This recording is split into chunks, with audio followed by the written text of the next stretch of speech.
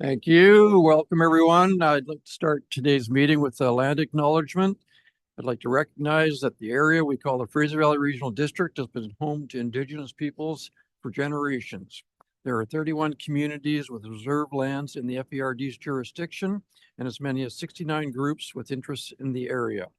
We honor our commitment to collaboration, inclusion, and reconciliation in our work here today and call to order the October 9th Electoral Area Services Committee meeting. And with that, I'll turn things over to Ms. Kinham.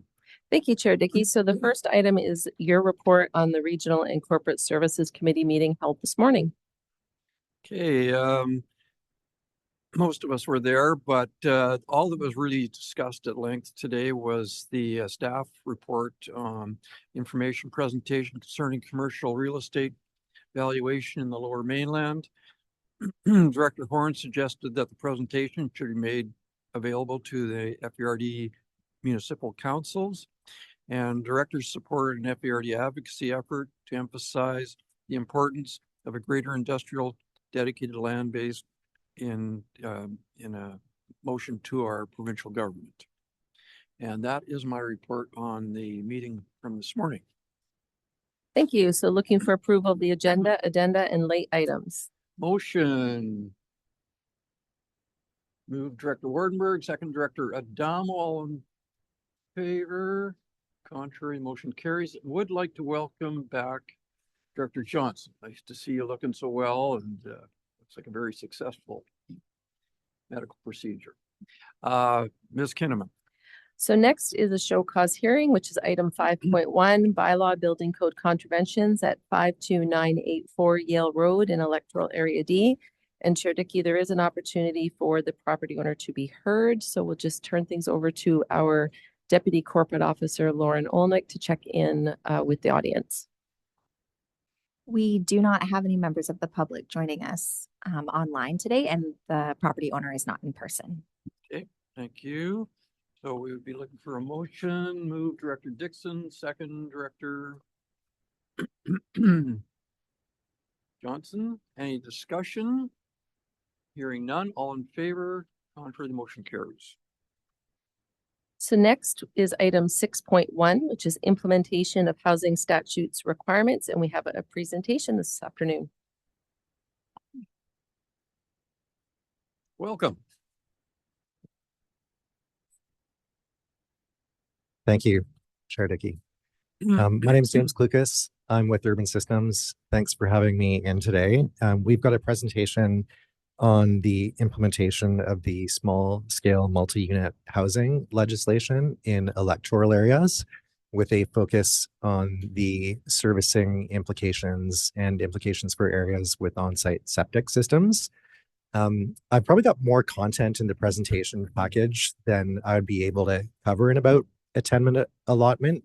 So what I'm going to do today is just provide a high-level overview at the front end of the project, or at the front of the presentation of the project and the servicing review that we did. And then I'd like to focus the time that we have on the options around dealing with groundwater risk and on-site septic systems. I do have a couple of colleagues that should be on Zoom here available as well.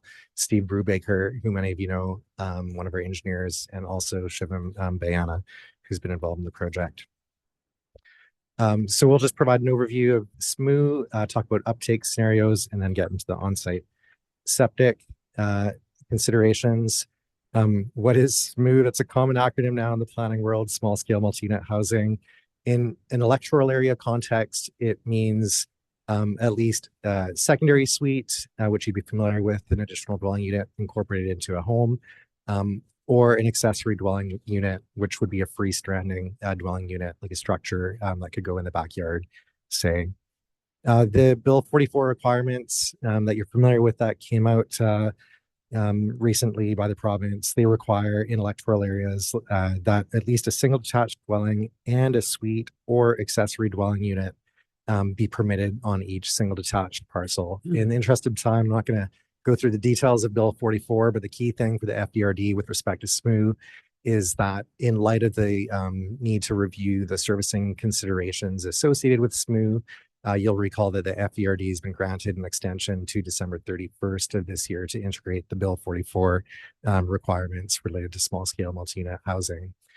So we've been working on a project with the staff team, looking at various aspects of the servicing impacts. We've been looking at the water gap and sewer gap work, and taking that forward, identifying where there's sort of capacity considerations associated with the servicing systems, and looking at what are the implications of future small scale multi-unit housing, like what kind of potential uptake could we be looking at. And then from that, we're providing a picture that I'll just walk through today. But the goal would be for your staff to bring forward zoning bylaw amendments that you'd be able to entertain by the end of this calendar year, just with these servicing considerations in mind. So the project's had a few different components. First off, just estimating the realistic uptake scenarios that we might be dealing with, identifying water and sewer capacity constraints and associated flows that generate those capacity constraints, and then also assessing groundwater risks associated with on-site septic, which is the focus of today. Just in terms of the uptake scenarios, what we did, just reviewing various population projections, and also considering the levels of uptake that we've been seeing in similar communities as well for secondary suites particularly.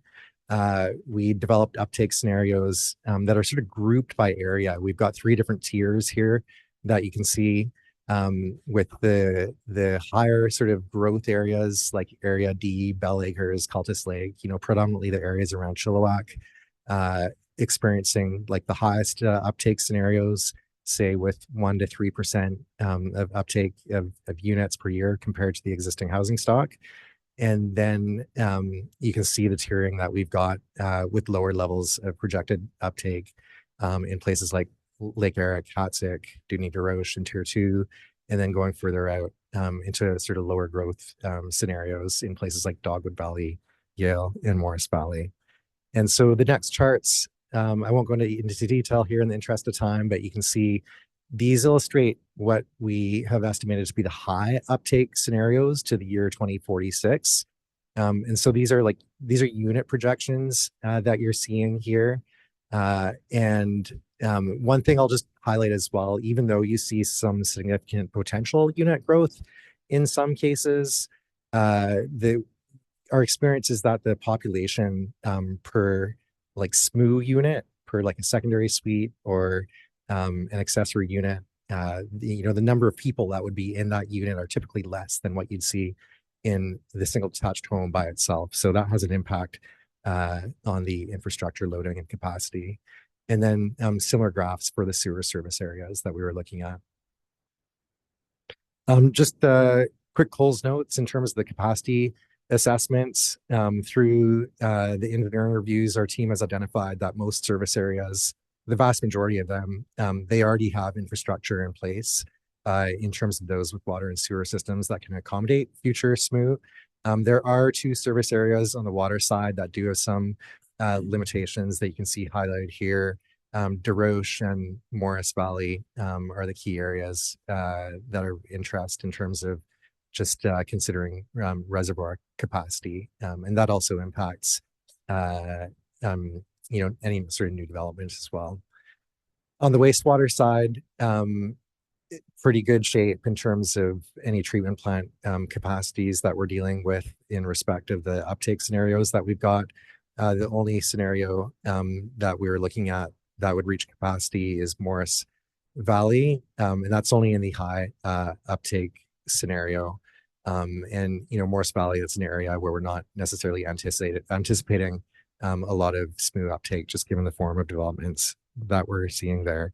So that's a quick high-level bird's eye scan of the sort of growth projections and infrastructure capacity assessments.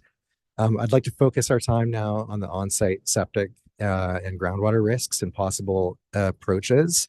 We're here today really just to get your early feedback on this. We don't have sort of a firm approach yet identified. That's something we'll be working to do just based on your feedback and further assessment with staff in the coming weeks. But just in terms of what we're considering, In the sanitary sewer gap analysis, it did review areas with on-site individual sewer systems and identified some areas where potential risks exist with type 1 individual on-site septic systems. Some of the key areas that came up that have higher levels of risk than others include Lake Eric, Lindell Beach, and pockets on Hatzick Prairie, just as areas to keep monitoring. And in those areas, the cumulative effects of gradual density and growth, it can be a slow developing long-term risk to environment and human health, just, with increased density of on-site septic systems and the nitrate concentrations that are associated with those. That said, in these areas, there are some indicators of groundwater quality issues, but no clear evidence of the impacts of the density of septic systems. And the greatest risk is in the use of the older existing type 1 systems. As I mentioned, suites may have lower flows than houses, and they're likely to have lower flows as well than accessory dwelling units, just given the types of populations that you might see in a suite for property versus dwelling in the backyard, which tends to possibly have a little bit more population. The SMU uptake is expected to be gradual. As I've noted, the scenarios that I showed previously, they're 2046 scenarios, but what we're observing elsewhere is that this is just really, in most places, homeowner-led initiatives to add a suite or an accessory dwelling in the backyard.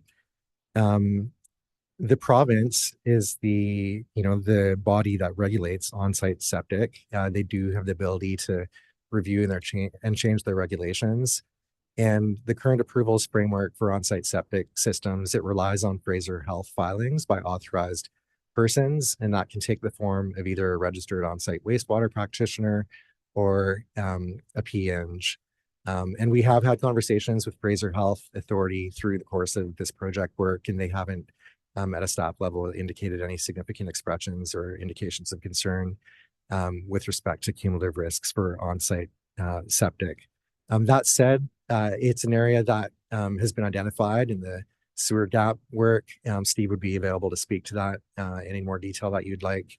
And there are a number of different approaches that the FERD could take. And so we've outlined 6 here. They're not necessarily all mutually exclusive. Some could be done in combination with others. And I'll maybe just walk through these one by one on the following slides. So the first one is to utilize a hazardous condition exemption for SMU. This exemption is something that's built into the provincial legislation that it essentially provides like an out clause in certain circumstances if there are unmitigable, there we go, hazard conditions associated with development. And so we think that the province's intent with this out clause was really to identify areas where there's like a current risk that just can't be mitigated, something like wildfire risk or landslide risk, where SMU should just be out of the question altogether. They provided a framework that has a lesser allowance than SMU than other communities in electoral areas, recognizing considerations around on-site septic systems already. In more urban communities, the expectations around SMU are allowing 4 to 6 units on a property. They're not just talking about a suite or an accessory dwelling unit.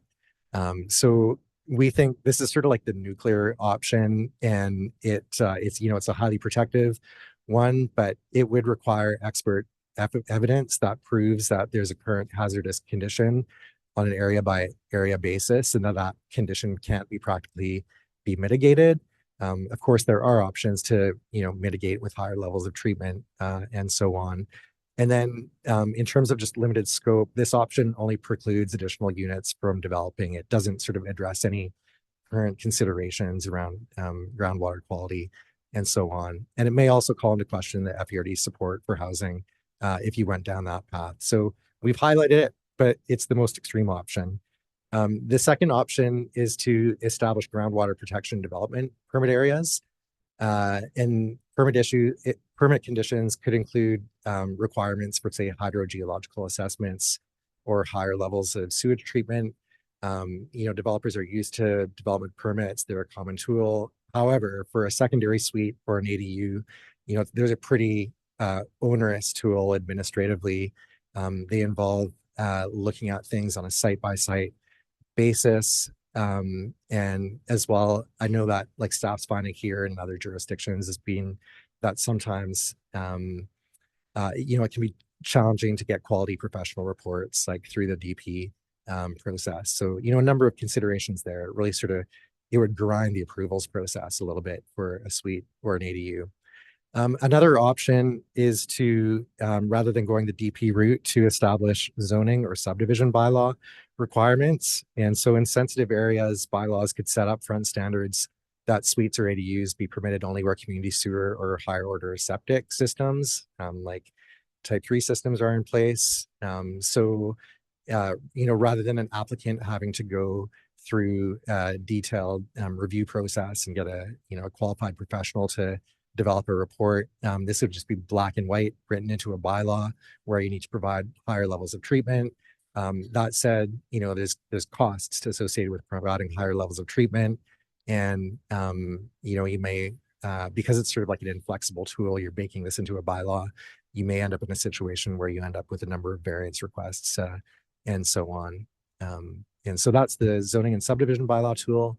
Another option would be to, through the building bylaw, require proof of septic system adequacy prior to issuing a building permit for a secondary suite or ADU. And so this could be customized to sensitive areas, in some cases, say, provide a requirement for like a PNG review to ensure the adequacy of the system or determine a need for a higher level of treatment. So it's a lower administrative burden. It's something that just applies at time of a building permit for specific situations. I didn't talk about legal authority with the last ones. Those are, there'd be a need to review the legal authority and some of the mechanisms associated with the development permit and zoning or subdivision bylaw approaches. They're not very well utilized across the province in this sort of circumstance. But there's a clear authority in the Local Government Act on allowing regional district building bylaws to regulate septic tanks and so on. So that's something we could be looking at potentially. And again, that could be targeted to the use of existing systems. The fifth out of 6 approaches here is to establish a maintenance and monitoring program requiring inspection and maintenance of septic systems, especially aged ones. And this would be something that would be, across the board on all properties. It addresses issues with the longevity of individually owned systems and can identify failing systems. This type of approach does exist elsewhere, like in the Capital Regional District, but we're aware as well that the FERD has previously considered and not proceeded with the maintenance and monitoring program, and that there's a higher level of administration and funding requirements for a service area that would be required with that approach. And so that brings us to the final one, almost there. And that is sort of a status quo and take like an advocacy position approach. So recognizing that Fraser Health has an existing framework for filings in relation to new development and the use of on-site septic systems.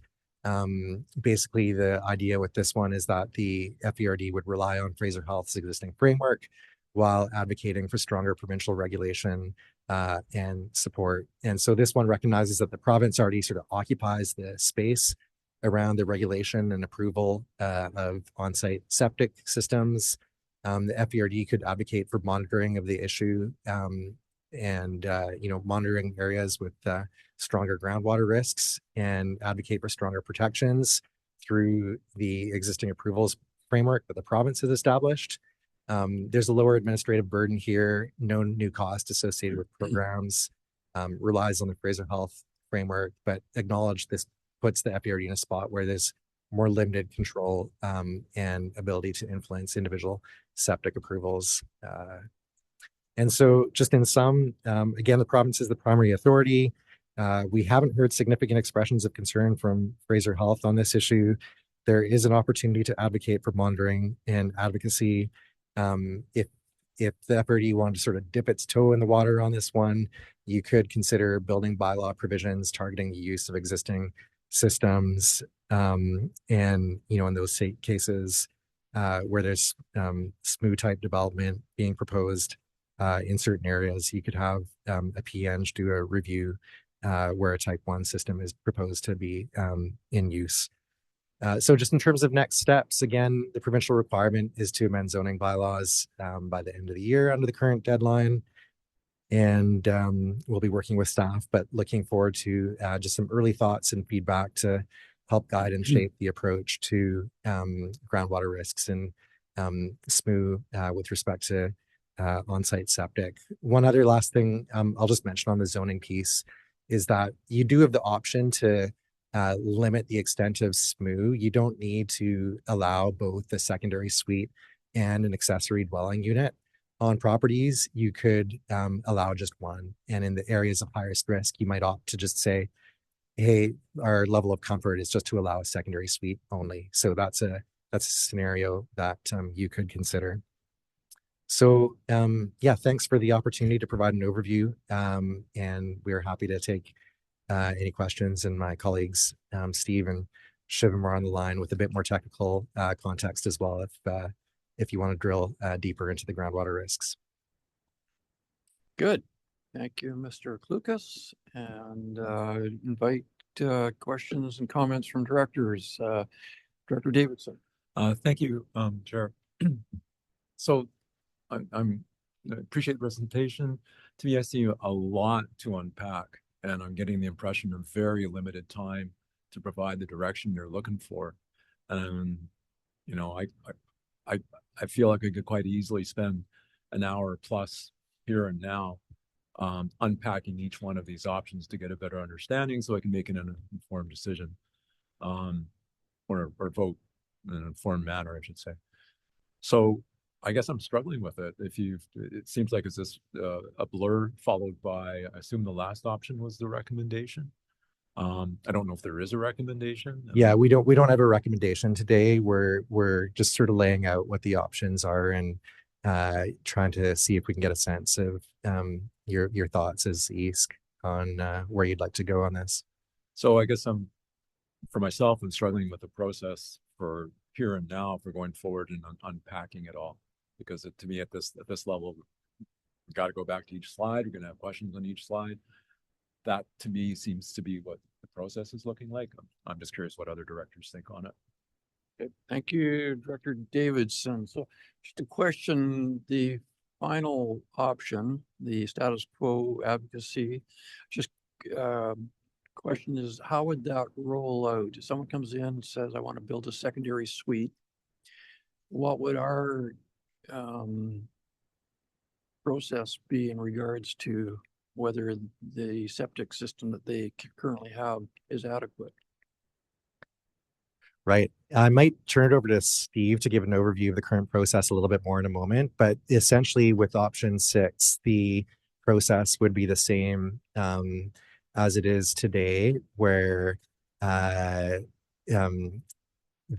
FBRD essentially receives a copy of the filing that's made with Fraser Health, and it's up to the authorized person, the registered on-site wastewater practitioner or the PNG, to do a review of the system. And the FBRD has no role in reviewing like the adequacy of that. The FBRD is essentially just receiving a copy of the filing, and there'd be an as of right zoning allowance to build a secondary suite on the property, and your role would be limited to your typical building permit review with option 6. So that is option 6. When I talk about like monitoring and advocacy, that's more about the just ongoing monitor of groundwater conditions and advocacy to the province if this is an area that is of concern, to have them tighten up their approach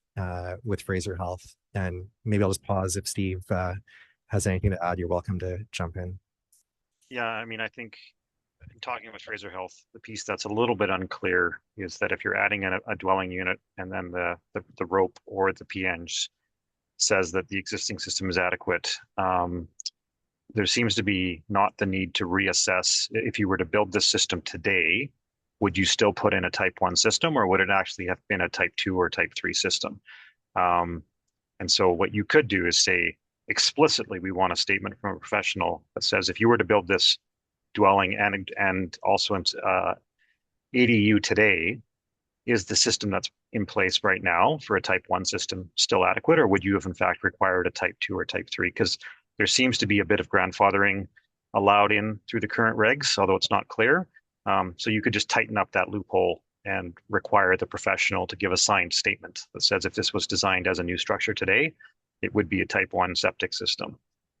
So not a lot of administrative burden, but just really tightening up the ask, and the professional would have to give you an additional letter in addition to their filing.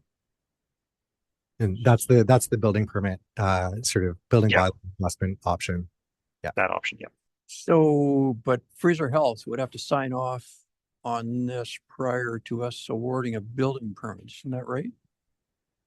They still do. So you still look for them, and they don't sign off. They just proceed. So as long as you get the filing from the ROPE or the PNG, that's all Fraser Health does as well. It's just require that a filing be complete. It's a professional reliance model. So it relies on the professionals to submit the required documentation. And I'm Graham. I'm not sure if you're there, but you could probably speak to how you guys verify that in your current process today. Thank you. Sure can. Through the chair. Our process is simple. We when we receive a building permit application, a part of the materials we want to see through the building permit process is a copy of the filing, and we're simply ensuring that that there's been a filing made to Fraser Health with respect to the building that we would be for the sewage system, the septic field for the building that we would be permitting with the building permit. Now what Mr. Brubaker is talking about is that one possible approach for us would be to focus our efforts on what we consider to be the highest risk situation, which is where we have an existing septic field, and it could be a quite old field. And the owners of the home are proposing to add a suite to the basement. And under the Fraser Health Authority system, they could engage a registered on-site wastewater practitioner to confirm the quantity of flows and that the existing field is designed to accommodate that volume of flow. And that's a rather limited, and they may well do a condition assessment too on the existing septic field, but that assessment doesn't get at the ability of the receiving environment to treat the waste that it's receiving, right? Conventional septic systems they rely on microbes and other things within the natural soils to treat the septic effluent before it hits groundwater. In instances where people are building brand new systems to today's requirements, and often in these environments like Lake Erie or Hudson Prairie or Lindell Beach, they're building more complex type 2 and type 3 systems, and those involve treatment before the effluents discharge to the ground. So they involve less risk. We're not very, at the staff level, not very concerned about new systems and type 2 and type 3. We're really focusing on instances where people want to use old septic fields to support essentially an additional unit, a dwelling unit on the property. And in that instance, we have an opportunity, we think, to use our building bylaw to require something more than just evidence that a filing's been made to Fraser Health, but perhaps to involve a professional engineer to assess the system and the effectiveness of the system, rather than just to demonstrate a filing with Fraser Health. So that I think, if you're looking for an indicator of what staff is likely to recommend, it might be that, or maybe that combined with the status quo approach, which is to rely on Fraser Health and see where things go, get some experience permitting suites and ADUs, and get a better understanding of risks as they arise, and then we could implement regulations at a later date. That's another possibility. We are challenged with the timeline here, of course. Director Adamo, thank you, Mr. Downlands. Thanks very much, James, for your presentation. Through to staff, through the chair to staff, does this even apply to all of our, I have a couple questions. First of all, let's go to Fraser Health. Fraser Health hasn't done an inspection in my area in 10 years. They will never come out. They approve online through a submission by a developer for that they'll approve the septic field for or a septic system for a residential unit or a number of residential units in a particular area. They approve it online. They've never come out to inspect. We have no idea if they're ever going to be able to do that. So how are we going to ensure that they even have the person power to do this kind of thing, whether it be water system inspections or septic inspections? That's question number one. I guess the other is, does this even apply to me in area B? Because we don't, that it only applies if you have it in your OCP. Is that correct? Or is this part of this to be incorporated into the new OCPs? I'm not sure if I'm missing something somewhere. Okay, Mr. Daniels, do you want to respond to that? Yeah, thank you, Chair. In about 2010, the province changed provincial regulations that really changed how Fraser Health addresses on-site septic fields. So before 2010, Fraser Health had technicians, and they reviewed in substance proposals, applications to build septic fields, and sometimes they would go out and view the site or engage with the person designing, constructing the field. But after 2010, when the provincial legislation changed, they shift to the professional reliance model that Mr. Klukas mentioned. And it doesn't involve there's no technical review of system of filings of new on-site septic fields. So no technical review, and they don't go out to sites to see what's being built. However, if they do get complaints or they become aware of an environmental contamination issue, like a septic field failing and percolating to the surface, they'll go out and they have tools they can use under those circumstances. And so that's really the only circumstances that I'm aware of where Fraser Health would be out in the field looking at things, is if they become aware of a field failure that's resulting in contamination. Now, the system does apply. The Fraser Health filing system does apply in Sunshine Valley. It's the provincial law everywhere. And so people installing septic fields are required to do a filing with Fraser Health. Of course, there isn't a lot of accountability and oversight because there's no building permitting, or there's nobody like us through a building permit process looking to ensure a filing's been made. Thanks, but there's also still no inspection capability for, like, if I take Yale, for example, there aren't many homes that are less than 50 years old, or they're all over 50 years old. So those septic systems are also more than 50 years old. There's nobody inspecting those. So if somebody there applies to put in an ADU or something, no one's going to come out. They're just going to say, yeah, it looks fine. Is that correct? The owner of the home and the existing septic field would need to make a building permit application to a change of use to establish a suite, say a basement suite, let's just say. And through the building permit process, we would ensure that there has been a filing made with Fraser Health. But that's a filing, again, the Fraser Health relies on the practitioner to certify that the field can handle any additional flows or it's designed for. Nobody's going out to check. But that certainly applies in Yale, and it would apply for old fields like you mentioned. So that's just so people are clear, there is oversight, but it is these private wastewater practitioners or professional engineer. Yeah. Director Davidson's already spoken, so Director Wardenberg and then Dixon. Yeah, thank you. Through the chair to staff, can we basically ask or demand if somebody brings a accessory dwelling unit to a permit stage in a certain environmentally sensitive area, say the lake shore of Lake Garrock or Harrison Bay, can we somehow demand that they upgrade to a class 2 or class 1 system? through the chair to Director Warrenberg, we think we can do something like that through our subdivision and development control bylaw by establishing a servicing standard. But I'd invite Mr. Brubaker or Mr. Islam to comment on that further. Yeah, through the chair, I think I'm not completely sure if, whether concurrent authority would be required in order to do that, because you're going higher than sort of the standards required by health. I think the doing it through your building permit, you're actually not increasing the standard that health is requiring. You're just closing a loophole, which is to allow old systems to service growth without being reassessed. So I think they're fairly different in approach. So if you take the subdivision bylaw approach, again, as James mentioned, you'd probably want to get legal review to make sure you don't need concurrent authority to artificially set a standard like type 2 or type 3 for all systems within an environmentally sensitive area. Not to say you couldn't do that.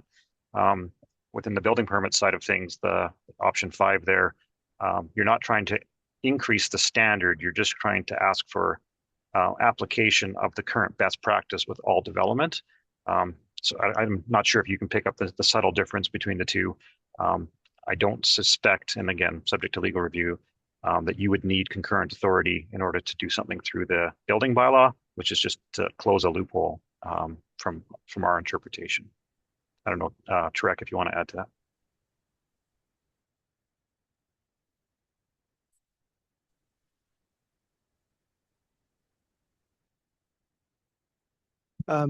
Through Mr. Chair. Now, I would concur with Mr. Brubaker that in terms of going forward, it will be advantageous for us to have that sorted out through legal review, and to make sure that we don't concurrently set up a higher standard. Thank you, Mr. Islam. I thought maybe we should separate these ADUs, the separate carriage house, whatever type expansion. That is not allowed within our bylaws unless the property is over 1.25 acres or something. Isn't that right?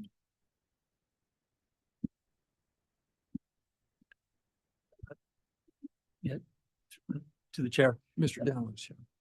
We allow in some zones ADUs, accessory dwelling units, on parcels that are half a hectare or greater if there's a community water system. And if there's no community water system, then it's a larger parcel size threshold. So you're not going to find ADUs on small parcels. They're going to be half a hectare or larger. That's our current approach, and staff, we anticipate that kind of parcel size threshold for ADUs would continue.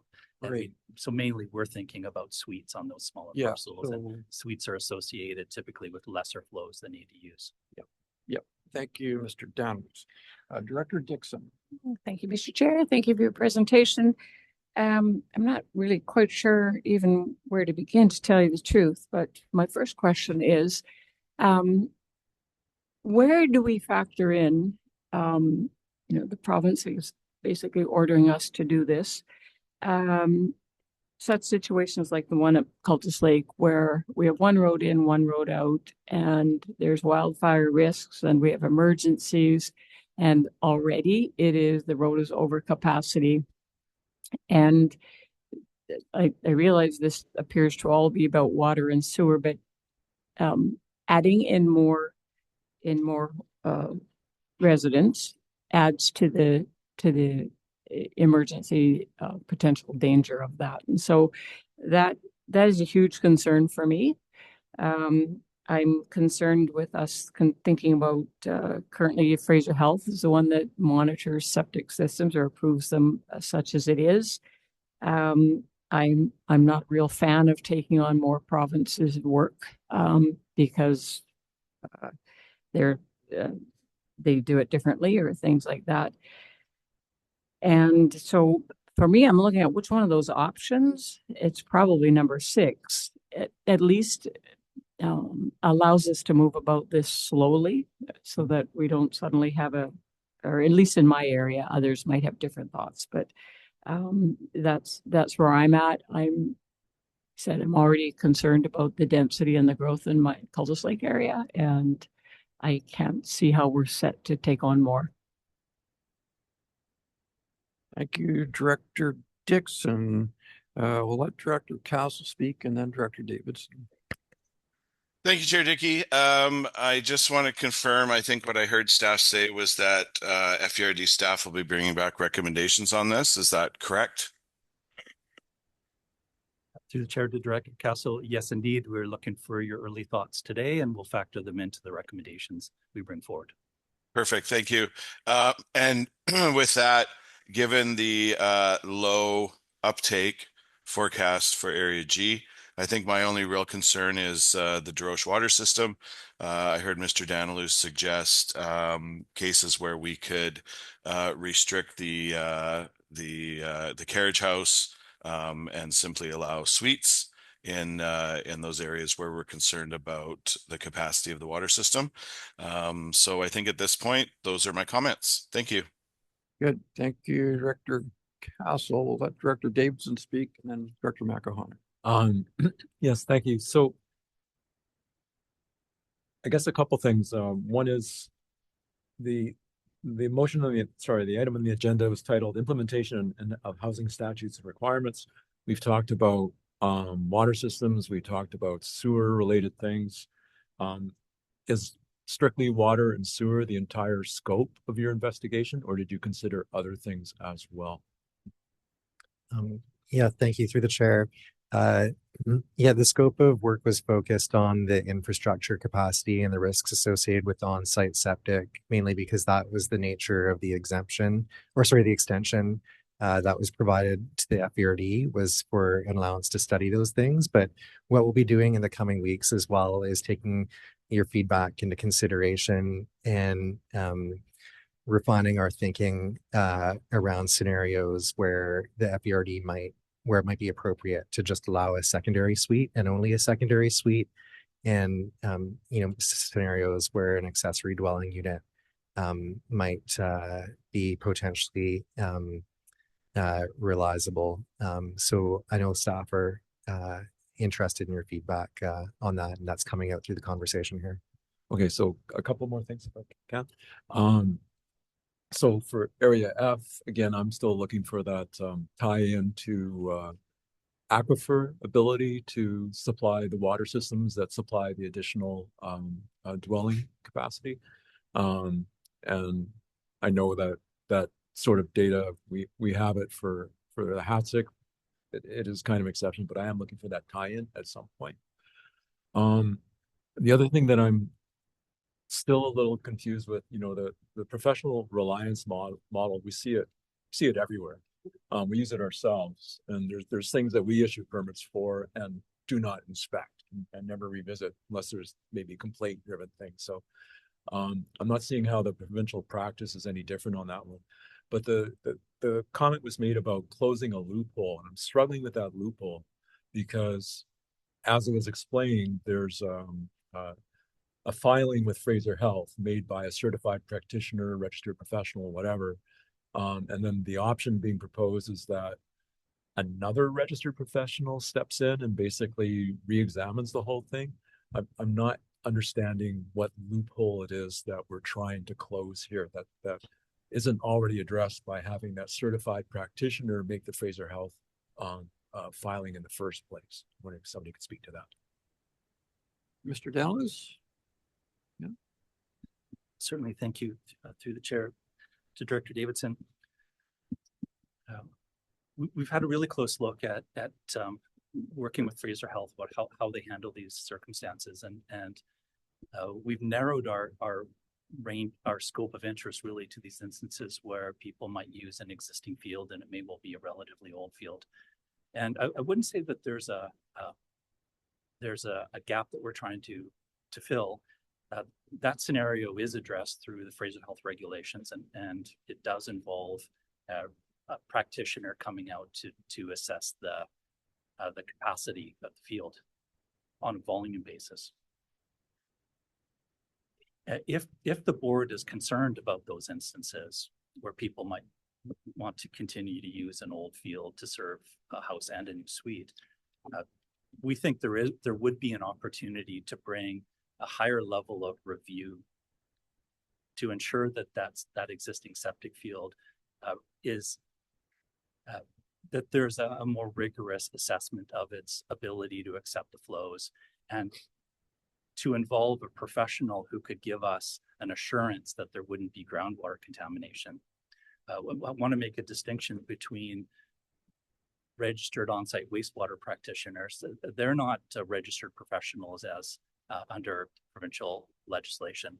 And in that sense, they can't provide assurances about future impacts or the lack of future impacts. They have a role as qualified people, authorized people under the current legislation to design and install the simplest of the septic fields. They're not in a position to consider potential groundwater impacts. They have a fairly, as I understand it, a fairly narrow range of technical application, but they're practical practitioners rather than professionals. I was going to say thank you for that clarification. That clarifies it for me, and I'm feeling much happier about it. At a high level, if you're looking for that kind of 30,000 foot input, for me, it's a case of essentially, I never want to see us overlapping with anybody's authority, and it sounds like this is neighboring, closely related, but no overlap. So no concerns there. Thank you. Good. Thank you, Director Davidson. Director Makahonic. Thank you, and thank you for your presentation. For Area E, it's maybe not as relevant because we have our current study going on and different issues out there, but many times around these this table and other committees talk about downloading from the province, and I think if we did, I think that status quo and then maybe going and advocating to the province makes more sense if we're not carrying more. So those are my thoughts on that. So that's what I'm kind of looking at, and with the short window, and we can always revisit and just really push hard to try and get some more regulation from the province. Thank you. Good. Thank you, Director Makahonic. Maybe just a cautionary note, as at least in my understanding, prior to this directive from the provincial governments, there were tens of thousands of illegal suites in the Lower Mainland.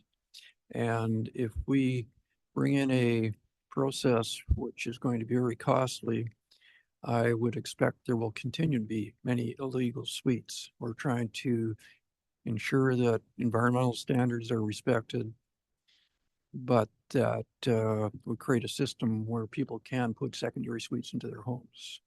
So that would be my suggestion. Any further direction, directors?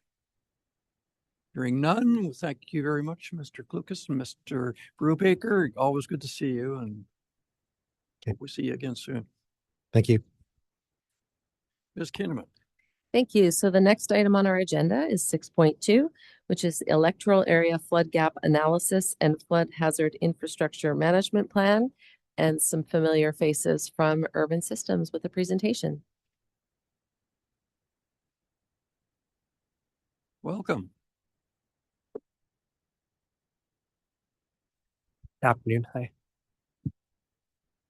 Okay, so we're gonna be Your name again is Mr. Oh, sorry. My name is Aaron Coelho from Urban Systems. Thank you. Yes. Yeah, thanks. And we're gonna have Steve Brubaker stay on the line with us for this one, and we're also joined by our colleague in Vancouver, Brooke Sanders. So she'll be here as well. Okay, so today we're going to be giving you guys a brief overview of the results of a recent assessment, which is called the FDRD Flood Infrastructure Gap Analysis and Management Plans. And this work was funded by UBCM through the Disaster Risk Reduction Climate Adaptation Program. Under that funding, the FDRD actually got two separate projects funded that are very related.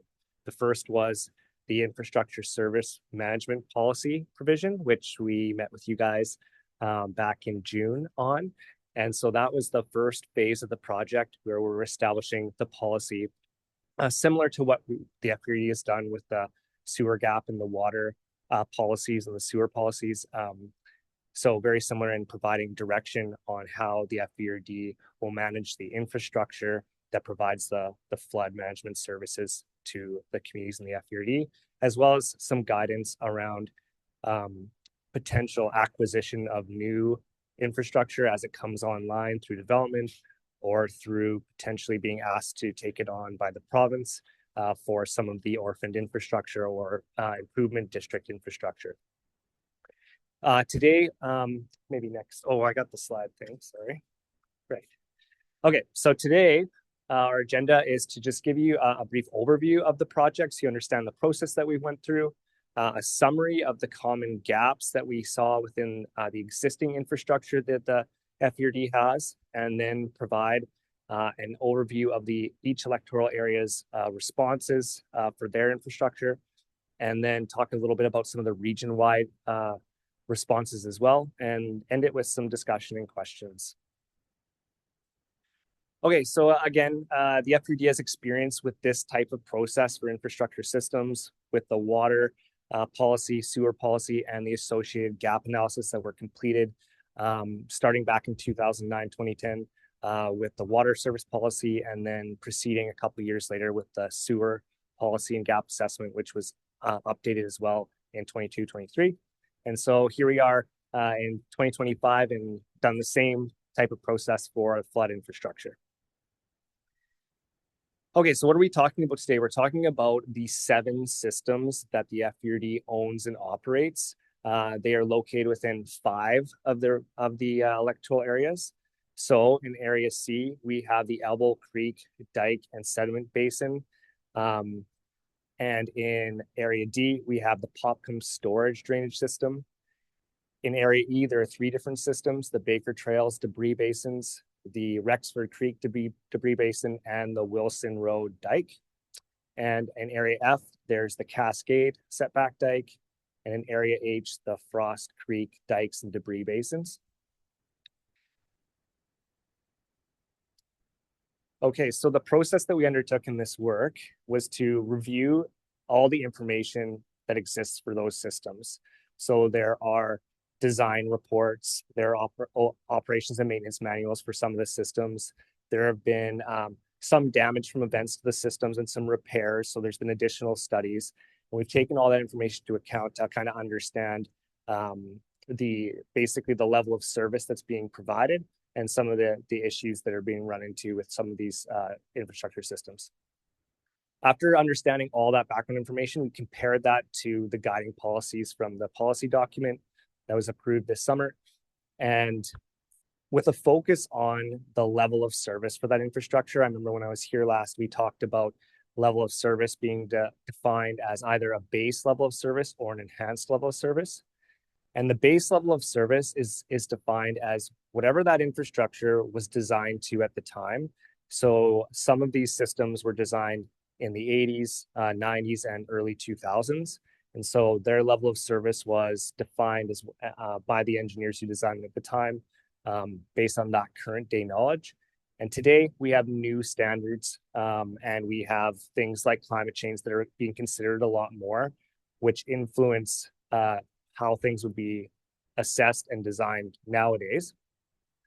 But our main goal was to understand, are those infrastructure systems meeting the base level of service based on the information that we have on hand?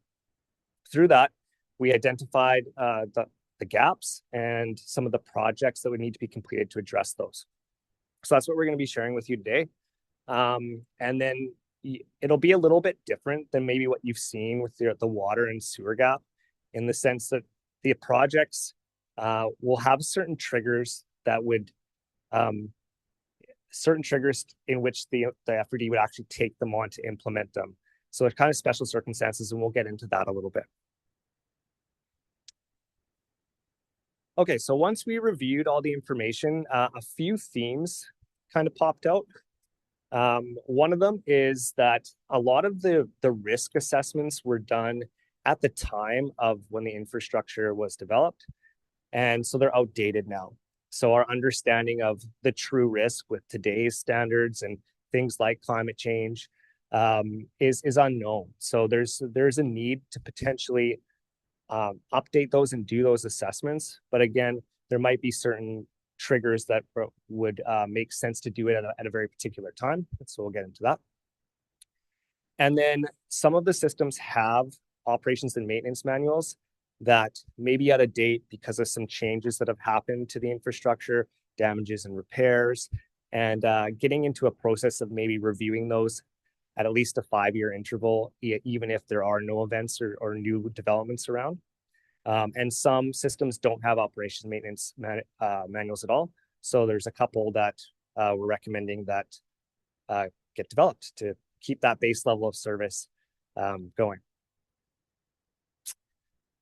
Okay, so we won't go through all of these in detail, but happy to answer any questions about them. These are the projects that were identified for each of the infrastructure systems.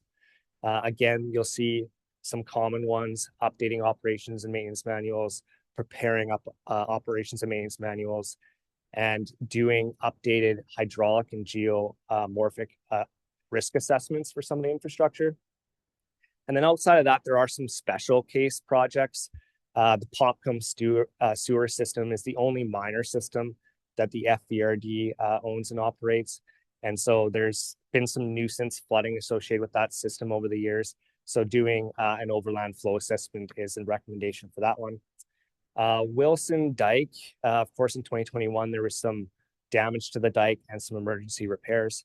And staff is working on getting some additional upgrades and working with the province on funding for that. So that's the one major capital project you'll see on this list. Okay, so of those 14 projects, we looked at the priority framework that's in the policy, and that the priority framework in the policy is meant to apply to also to new infrastructure, to any potential acquisition or orders from the province. So when it comes to existing infrastructure, they really fell within two categories. But I'll go quickly through the priorities that were in the policy. So one, if ordered by the province, this would become priority for the FVRD to address. So things like acquisition of new infrastructure. The second is sustaining that existing levels of service, so that base level of service. So that's a high priority and something the FVRD is continually doing. And so a lot of the projects actually fall within that priority because there may be some challenges or some changes that have happened, whether it's development or previous events to those systems that require those updated risk assessments. So we're seeing a lot of the projects fall there. The third priority is to improve the financial sustainability of those services. None of these particular projects fell directly within that category, but that could be an outcome of some of the work that would be done associated with the projects that are in priority 2. The fourth priority is enhancing that level of service. So that's getting an existing system up to today's standards. And there are 4 projects where the gaps or the risks would fall under that priority because those systems haven't had any significant changes or development, and for all intents and purposes are thought to be performing at their base level of service. So that's why there's 3 projects there, and that would be Baker Trails, Cascade, Dike, and Baker Trails Debris Basin, Cascade Dike, and Rexford Debris Basin. The last 2 are really associated with implementing new service areas, extensions to existing development, or completely new, so not just extensions, but completely new services associated with new development. And so that would come as new projects are coming to the FVRD. Okay, so because there's 14 projects and 11 of them fall within priority 2, how would we know when to sequence these projects or when to act on them? And so we've identified some triggers that would help the FVRD understand when they would be an appropriate time to actually take on those projects. So one is if there's any major infrastructure upgrades to the flood system. So if upgrades are happening for some other purpose, this is the perfect time to do the risk assessment, get it up to date, and design that infrastructure to the new standards. Scheduled update frequencies, those apply mostly to the operations and maintenance plan. So every 5 years, that would be a trigger. If there's a development application within the protected area, already existing service area, that could also trigger the understanding, wanting to understand the current risk. And so doing that assessment then. And then if there's development in adjacent lands that could potentially impact the service the infrastructure is providing.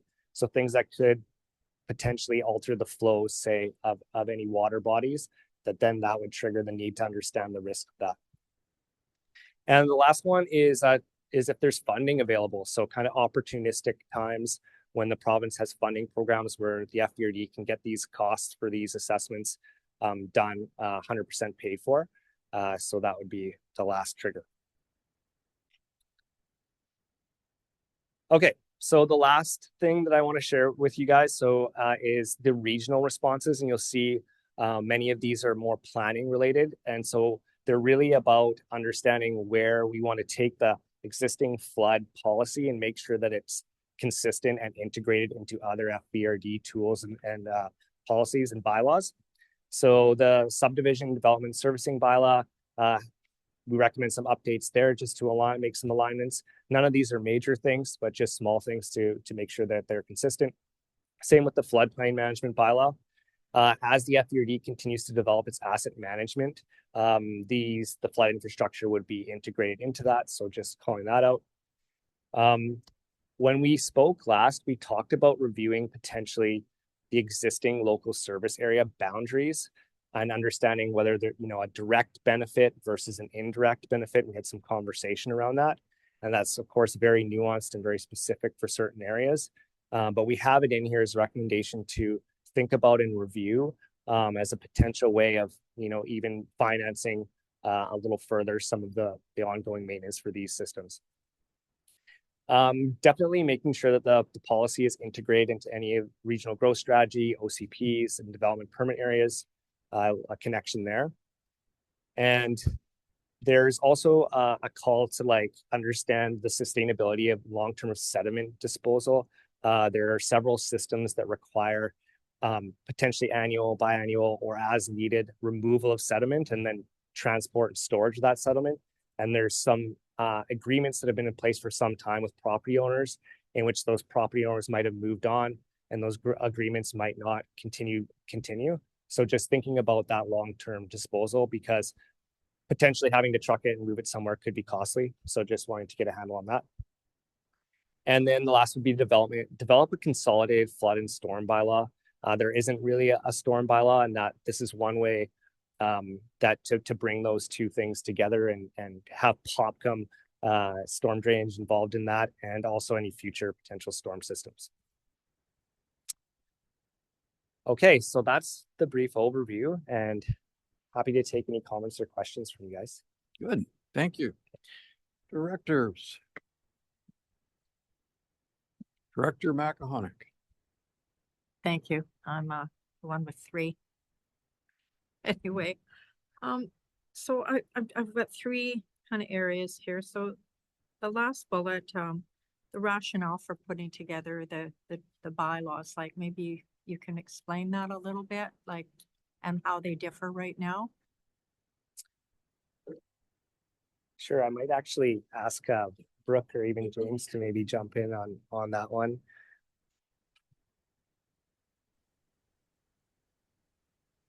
I can give it a go here.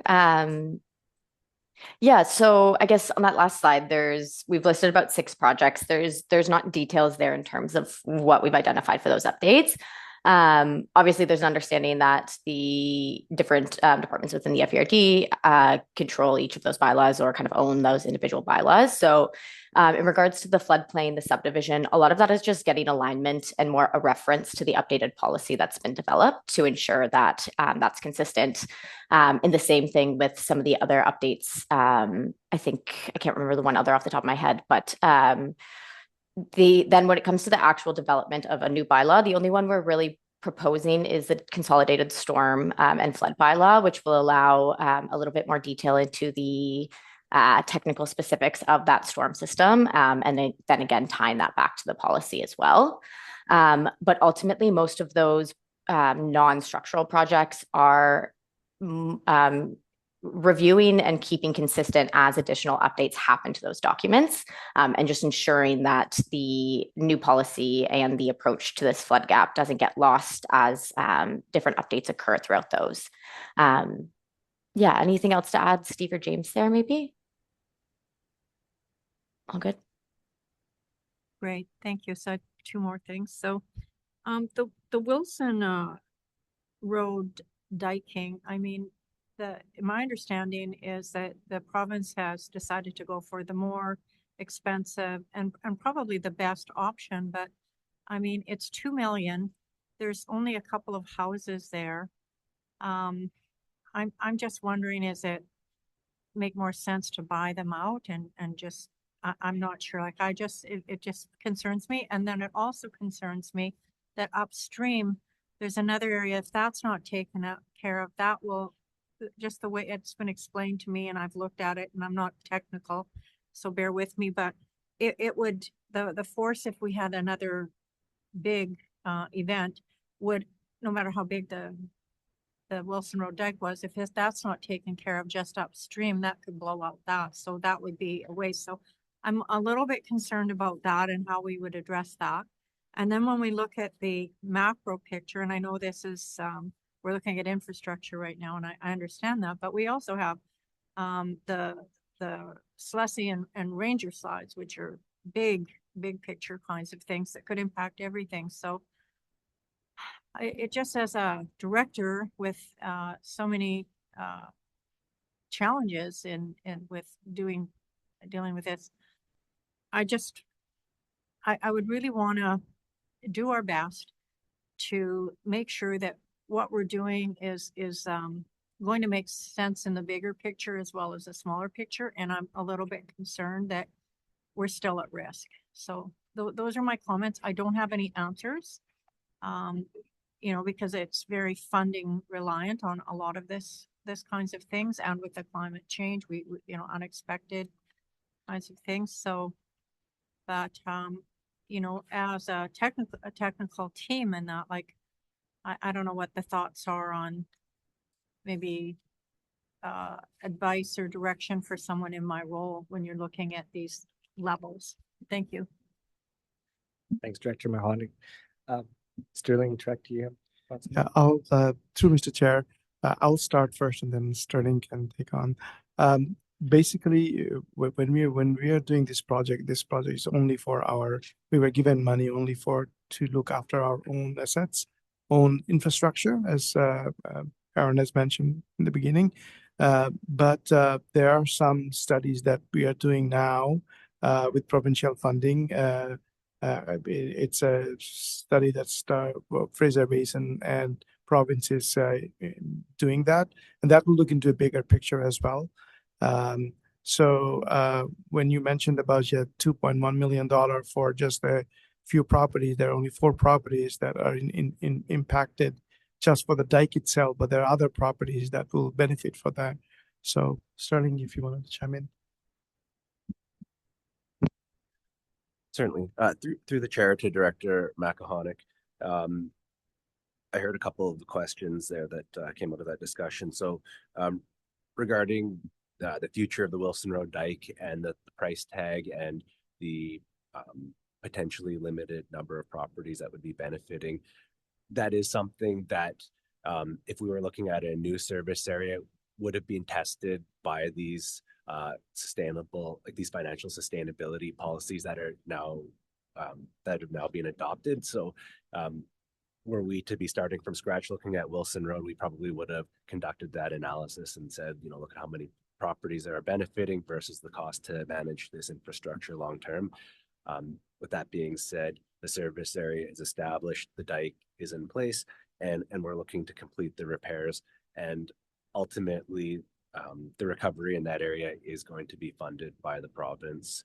So although we do have our policies in place, I believe that because the province is directing how this recovery looks and ultimately paying for it, we have to follow their direction.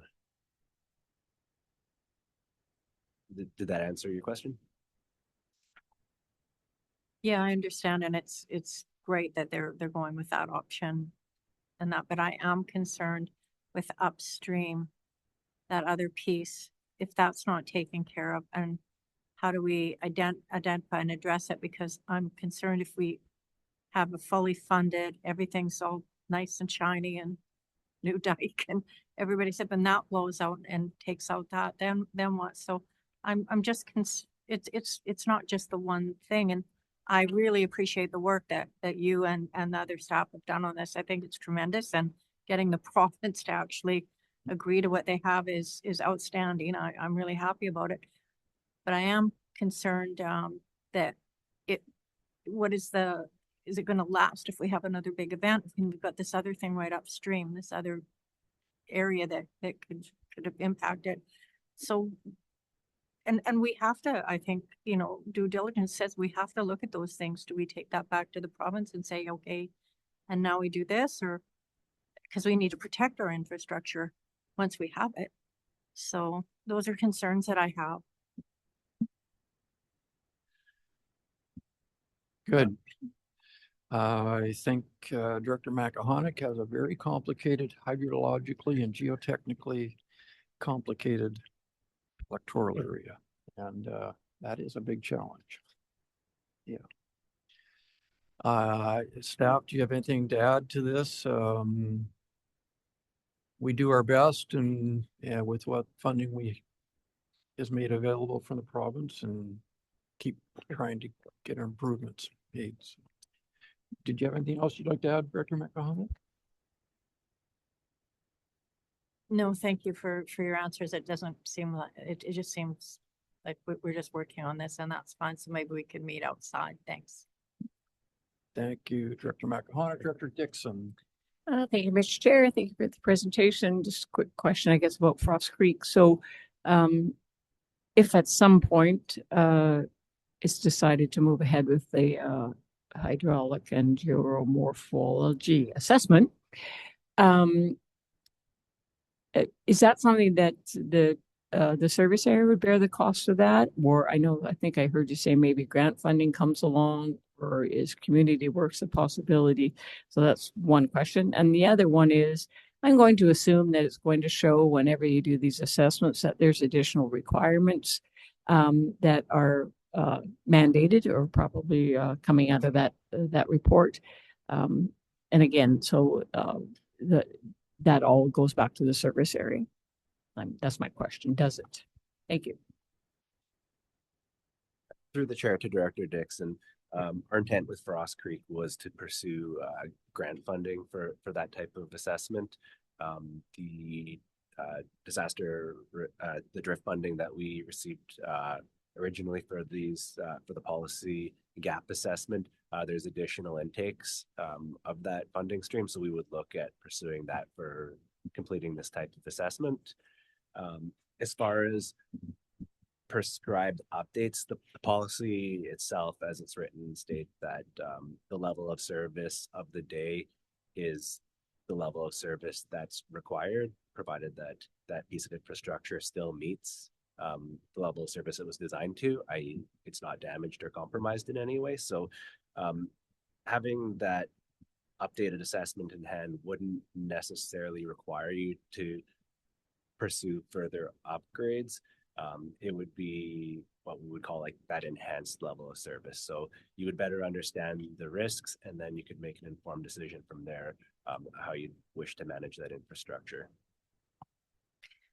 If I can just further add, I think it's safe to say that all of our budget managers always explore external grant funding opportunities as a first resort, working with the electoral area directors around community works funds and other types of dollars that might be available for these types of projects before we would have to look towards taxation. And of course, all of the work that each of you has done over the last 3 to 8 years in terms of that asset management and saving for tomorrow.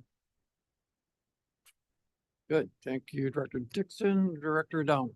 Just a quick question. So now that these have been identified, I mean, they've always been identified, but if they're ignored and the work is not done, is there a legal liability towards for the community or for the regional district if this is not taken care of? care of within a certain time frame?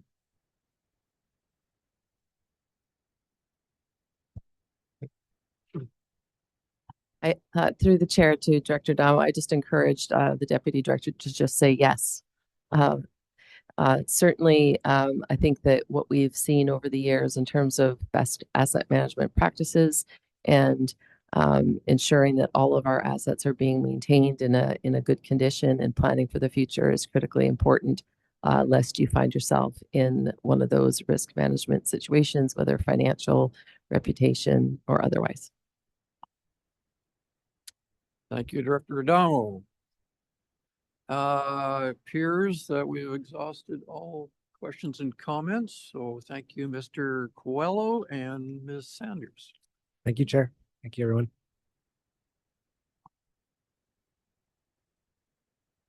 So Chair Dickey, that leaves the motion available for the committee for item 6.2.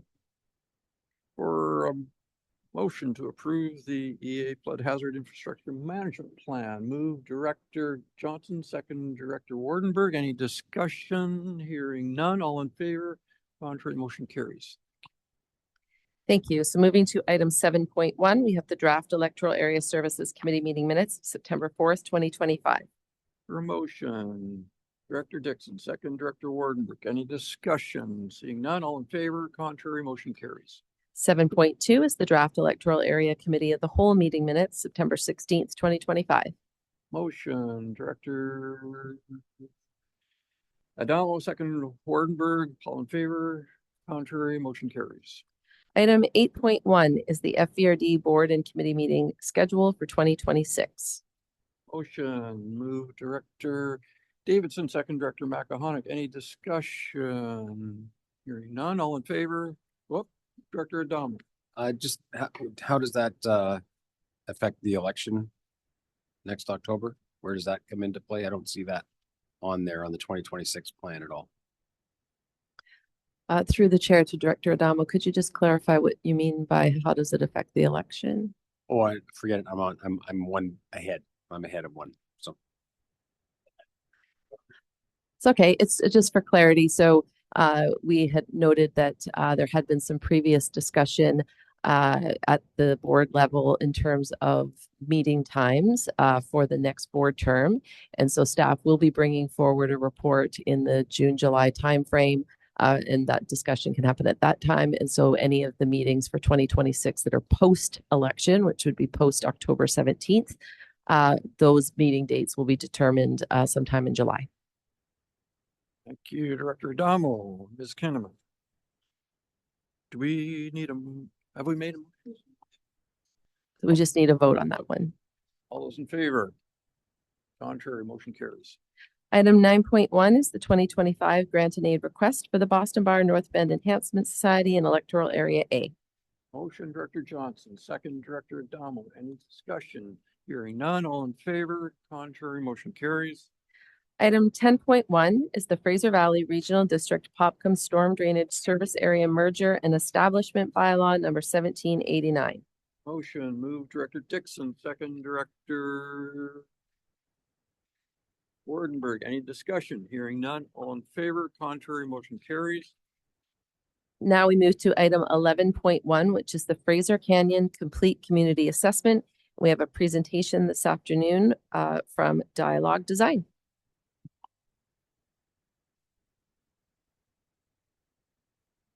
Yeah, please. Thank you.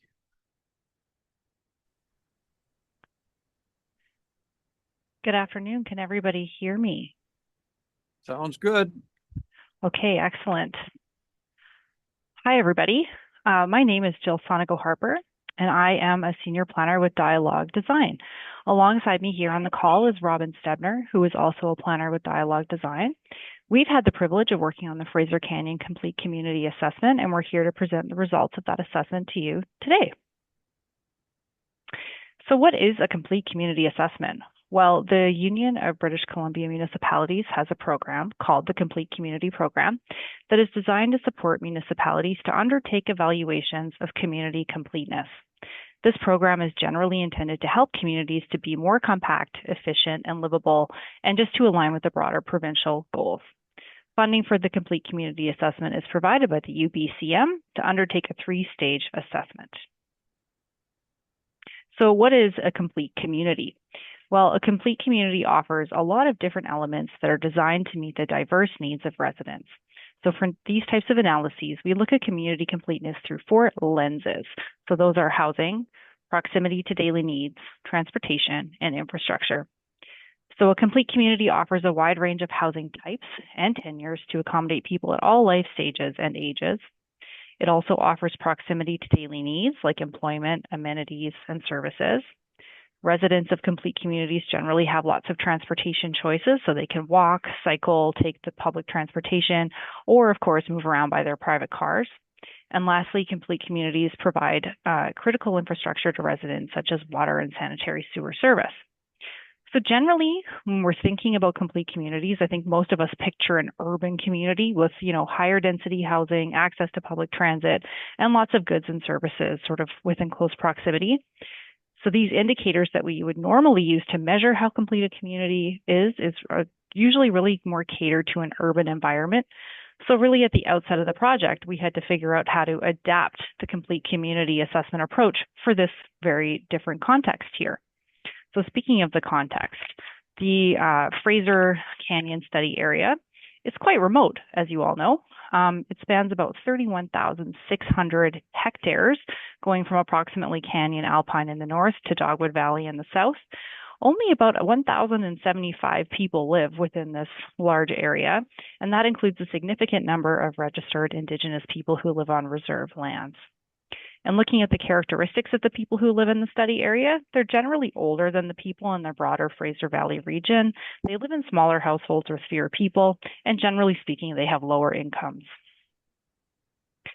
So looking at the first lens, which is housing, we learned that the current housing options in the market within the study area are generally not affordable to the lower or moderate income residents, which comprise a fairly large amount of the residents in the area. The housing stock in the area is really dominated by single-family homes, not a lot of housing choice. Many of these homes are older and in need of major repairs. The housing supply here is not really growing, and in some cases, it's actually shrinking. Most homes are owner-occupied, but there is a significant portion of renters as well. And importantly, the study area features a fairly significant number of households that are considered to be in core housing need. So these are people who are facing challenges relating to having access to affordable and suitable housing. I'm going to pass it over to Robin now. To contextualize access to daily needs within the Fraser Canyon in a meaningful way, our analysis established a 2-category framework where daily needs were divided into either a daily need or an occasional need, where a daily need is one that a resident may access on a daily basis, and an occasional need being that is important but not needed, but needed on a less frequent basis. To measure accessibility within the rural context, we used both a 15-minute drive and a 10-minute walk as benchmarks to determine how well connected residents are to amenities. Overall, our analysis confirmed that residents require a car to access daily needs, and that there are some daily needs that do not exist within the study area, such as a grocery store. Next slide, please. When examining the transportation network, it was determined that the Trans-Canada Highway has a major influence on how people travel and navigate through this area, while at the same time creating some challenges as it bisects the area. Further, the lack of active transportation infrastructure in the form of sidewalks and pedestrian crossings creates additional challenges for people who are getting around without a vehicle. A number of community-based shuttle programs and carpooling services were identified that exist to assist residents in accessing amenities and getting to key destinations in Hope. Overall, improving safety and accessibility, especially for those that aren't driving, is essential to enhancing community completeness in the area. Next slide, please. Infrastructure is the final lens of the complete community framework. In our assessment, water, stormwater, and sanitary servicing were examined at a high level. It was determined that water servicing does not generally pose constraints to future growth, with the exception to the Boston Bar community. Another key finding was that only North Bend in the study area has both water, and sanitary community servicing systems. Overall, the limitation in existing services or the financial requirements needed to implement new systems creates a considerable barrier for future growth. And in this regard, alternative solutions beyond community-based systems should be considered. Next slide, please. As part of our analysis, we completed a SWOT analysis by examining the strengths, weaknesses, opportunities, and challenges of establishing a complete community within the Fraser Canyon area. Fraser Canyon is a beautiful area that is an affordable place to live, and it also offers outdoor recreational opportunities, and there's quick access via the Trans-Canada Highway. These strengths support a number of opportunities, which include, for example, expanding tourism, establishing a regional bus route to Hope, and expanding housing opportunities through secondary suites and modular housing. In terms of weaknesses, it was determined that the study area is experiencing an aging population as well as outmigration, which reduces the ability to provide and sustain services. Additionally, there are limited economic opportunities and a lack of active transportation infrastructure. And lastly, the study area's geography creates a number of challenges. These include the presence and number of natural hazards, high costs attributed to infrastructure expansion, a lack of critical mass to support retail and service businesses, a lack of affordable housing, and the presence of no Fraser Valley Regional District-owned sites to support future opportunities for development. And with that, I'm going to pass it back to Jill. So after all of that, where do we go from here? We developed a list of strategies and actions that form an implementation plan that is geared toward making the Canyon communities more complete over time. This includes improving community completeness through changes to policies and regulations. Specific actions that we identified include undertaking a comprehensive review of policies and bylaws and identifying any barriers that these documents might pose to improving community completeness. We also suggest establishing a growth management strategy that can help make decisions about where new development should happen and how, as well as creating a new official community plan for the study area and undertaking a comprehensive review of the zoning bylaw.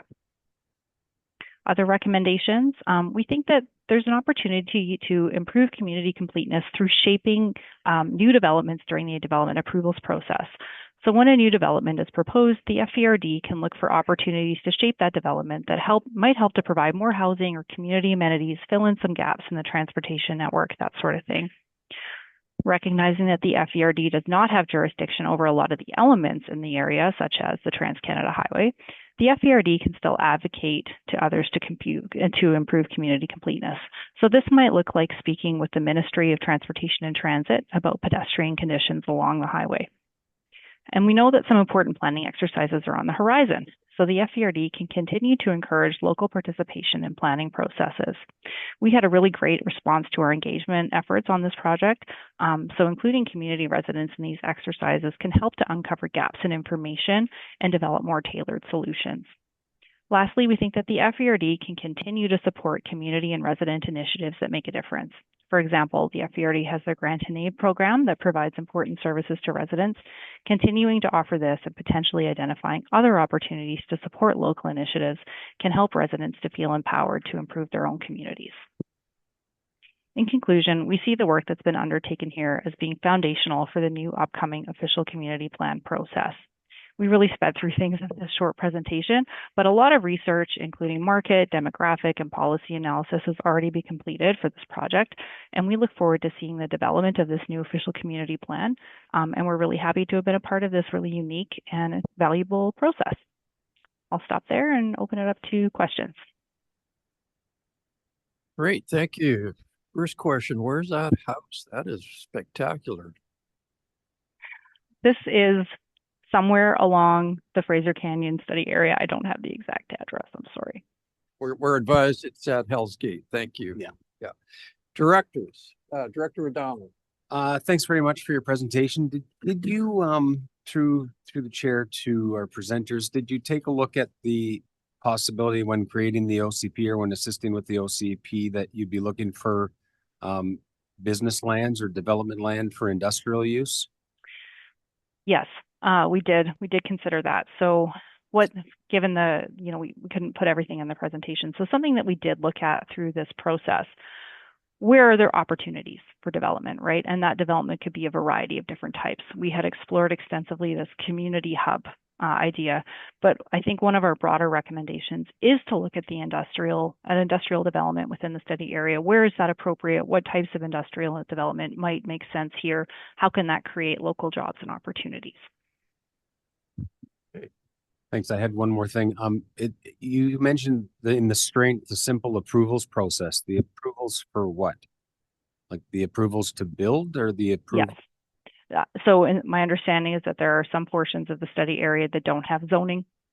So that, if you're an applicant, might simplify things a little bit. You don't have to go through a rezoning process.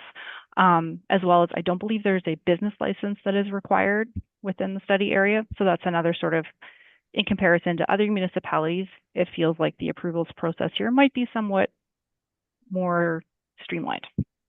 Thanks. Good. Thank you, Director Adamo. Director Dixon. Thank you, Mr. Chair. Thank you for the report. I guess just more a couple comments. So when I look at where you've got strengths and weaknesses, that page, opportunities, and complete communities. In the rural areas, I mean, I look at this and especially under the weakness, maybe not the aging population, but we are all limited, I believe, as far as needing a car to access daily needs, limited pedestrian and cycling infrastructure, limited parks and green space, maybe some more than others. And so I'm just kind of a little bit curious about that. Did you see that as something very different or just very different from an urban area? I think that, again, this was a unique exercise for us because a lot of these we've been working on other complete community studies. They're in more urban areas. So then you have these more measurable things like, can people walk within 5 minutes to access all of the things that they need? And of course, that's not a practical or reasonable expectation for the Fraser Canyon communities. So I guess the answer to your question is we do see it as generally a weakness. I think even in rural areas, there's opportunities sometimes to have more things like a park space within closer proximity to your house. But it's not wildly out of scale, or it's sort of what we would expect for a community like this. So I guess it is sort of a weakness, but it's in some ways not fair to say that, because what do you expect for a broad, large area like this with only just over 1,000 people, right? Okay, then we have a follow-up. And just a little bit to follow up on Director Adamo about the job opportunities and things like that. I just, when I read this and Boston Bar is absolutely beautiful for sure. I just a little bit curious what would cause people to choose to move there. What would be the draw and especially to, have an income and things like that. And so, because I don't think it's close enough maybe for people to consider commuting too much, but maybe it is. So I know Director Johnson commutes, so maybe it's manageable. I think, yeah. Sorry, through the chair, I think that in answer to your question, we see a few opportunities here. So one is, it feels like this area could be perceived as being underdeveloped in terms of tourism and recreation-based, activities. So we feel like this is a place where I think a lot of people, if they were more exposed to it, might like to visit for recreation, to stay overnight, this kind of thing. And that could be a driver of economic development within the area. With respect to, commuting, I think it probably is, a fairly long commute. It is, however, compared to other areas in this part of BC, this is a more affordable area to live, right? And it does have broadband internet access. So we feel like this could be a place where people who maybe want to be working remotely, don't need to live in a city and that sort of thing, and would like access to the nature and the outdoors, this could be a place where those types of people might like to live. So we see those two things as potential future areas to focus attention on to spur on some economic development. Good. Thank you, Director Dixon. I notice under the challenges, you mentioned natural hazards that constrain development. I think staff, I've seen some mapping recently of some of the hazard areas in the Fraser Canyon, outlining places with alluvial fans, debris flows, rock falls. It seems like there are many, many areas that are going to be sterilized. Or am I incorrect in making that assumption? I think that I might defer part of this question to administration, but I think that it's fair to say that there are a lot of natural hazards within this study area. I think in some cases, you could probably argue that those could be mitigated in some ways through location criteria for development, through different ways of orienting or forming a development, but there could be some areas where the risk could be too great. And I wonder if administration would like to weigh in on this as well. Sure. Thank you to the chair. One of the considerations that was taken in this study and will be taken throughout the process of updating the Canyon OCPs is to consider the effect that hazards do have on developable areas. And so we have updated our overview hazard mapping for the Canyon in anticipation of updating the OCPs. And we are also conducting a landslide hazard assessment in Boston Bar. And so those studies, in addition to this complete community studies together, will help us identify areas where we can best focus efforts to foster, future development activity and efforts to create more complete communities in the canyon. Good. Okay. Thank you for that direction, both the presenters and staff. Any further questions or comments, directors? Seeing none, we will thank you once again for the presentation, and we have a motion. Is there a mover? Move Director Adamo, second Director Johnson. Any further discussion? Hearing none. All in favor? Contrary motion carries. Thanks again. Ms. Kinnaman. Item 11.2 is the annual school district consultation. This is an information item only, but happy to answer any questions. Questions, comments, directors? Here's not. Moving on. 11.3 is the Chilliwack River and Cultus Lake floodplain mapping project. Again, happy to answer any questions on this item. There are none. 11.4 is development approval process review, and we have a presentation this afternoon from KPMG.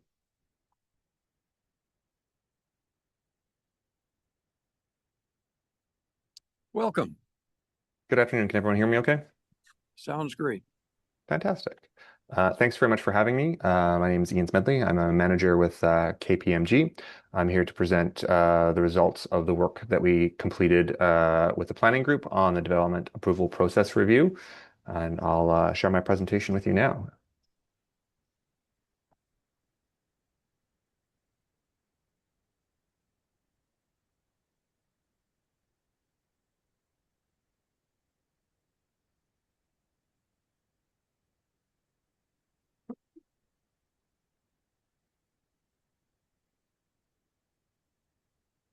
So in terms of background, the Fraser Valley Regional District successfully applied for and received a grant from UBCM under the Local Government Development Approvals Program in May 2024. The goals of the project were to improve and streamline the development process, referred to as Development Approvals Process Review, DAPR, and enhance application consistency, clarity, and effective resource utilization. We were brought on to provide three project outputs. Those were minor development variance permit delegation policy guidance to streamline decision-making, to create a comprehensive terms of reference for development application technical reports, and to update public documentation related brochures, checklists, handouts, and information sheets. I'm going to go through a little bit of the work that we did for each of those. First, we did a development variance permit review. So we conducted a set of research and provided some support to staff on development variance permit policy guidance. So the Local Government Act allows for the delegation of minor development variance permits. It's a power that many other jurisdictions have used, but the Fraser Valley Regional District had not implemented a policy at this point. So we've provided guidance on adjustments to bylaws that can allow for that delegation. There's no discussion of those. There's no bylaw being discussed or presented to the board today. That'll come later, but wanted to inform you that we've provided some options to staff for what changes to be that they can make. In terms of the work that we did, we reviewed other jurisdictions to see how they manage development variance permits. And using that information, we provided guidance to staff. An example of some of the work that we provided were illustrative decision-making diagrams, which will help understand the flow of how this type of delegation could occur. The next set of work we did was terms of reference for a number of technical documents that are included in development applications. The goal of this section was fundamentally to improve the process and improve clarity for applicants and clients, reduce the back and forth. So we used the existing geohazards acceptability threshold document as a reference model to guide what all the other terms of reference would look like. To clarify, the documents that we produced, these are not new reports that are being requested as part of a development application process, but are routinely requested, and what our work was to provide guidance on how these documents were to be prepared. As part of that work, we interviewed a number of industry experts to provide guidance on what should be included in the terms of reference, both from a technical standpoint, but also from, these are sometimes organizations that also produce these documents. So they provided input on what would be useful for them to include in the terms of reference. The final documents that were produced are all similar look and feel, so it's a comprehensive package. They feature a number of similar features, so they're very similar between each of them. The purpose of the document, who can write it and what to provide, what needs to be included, and any reference documents and resources.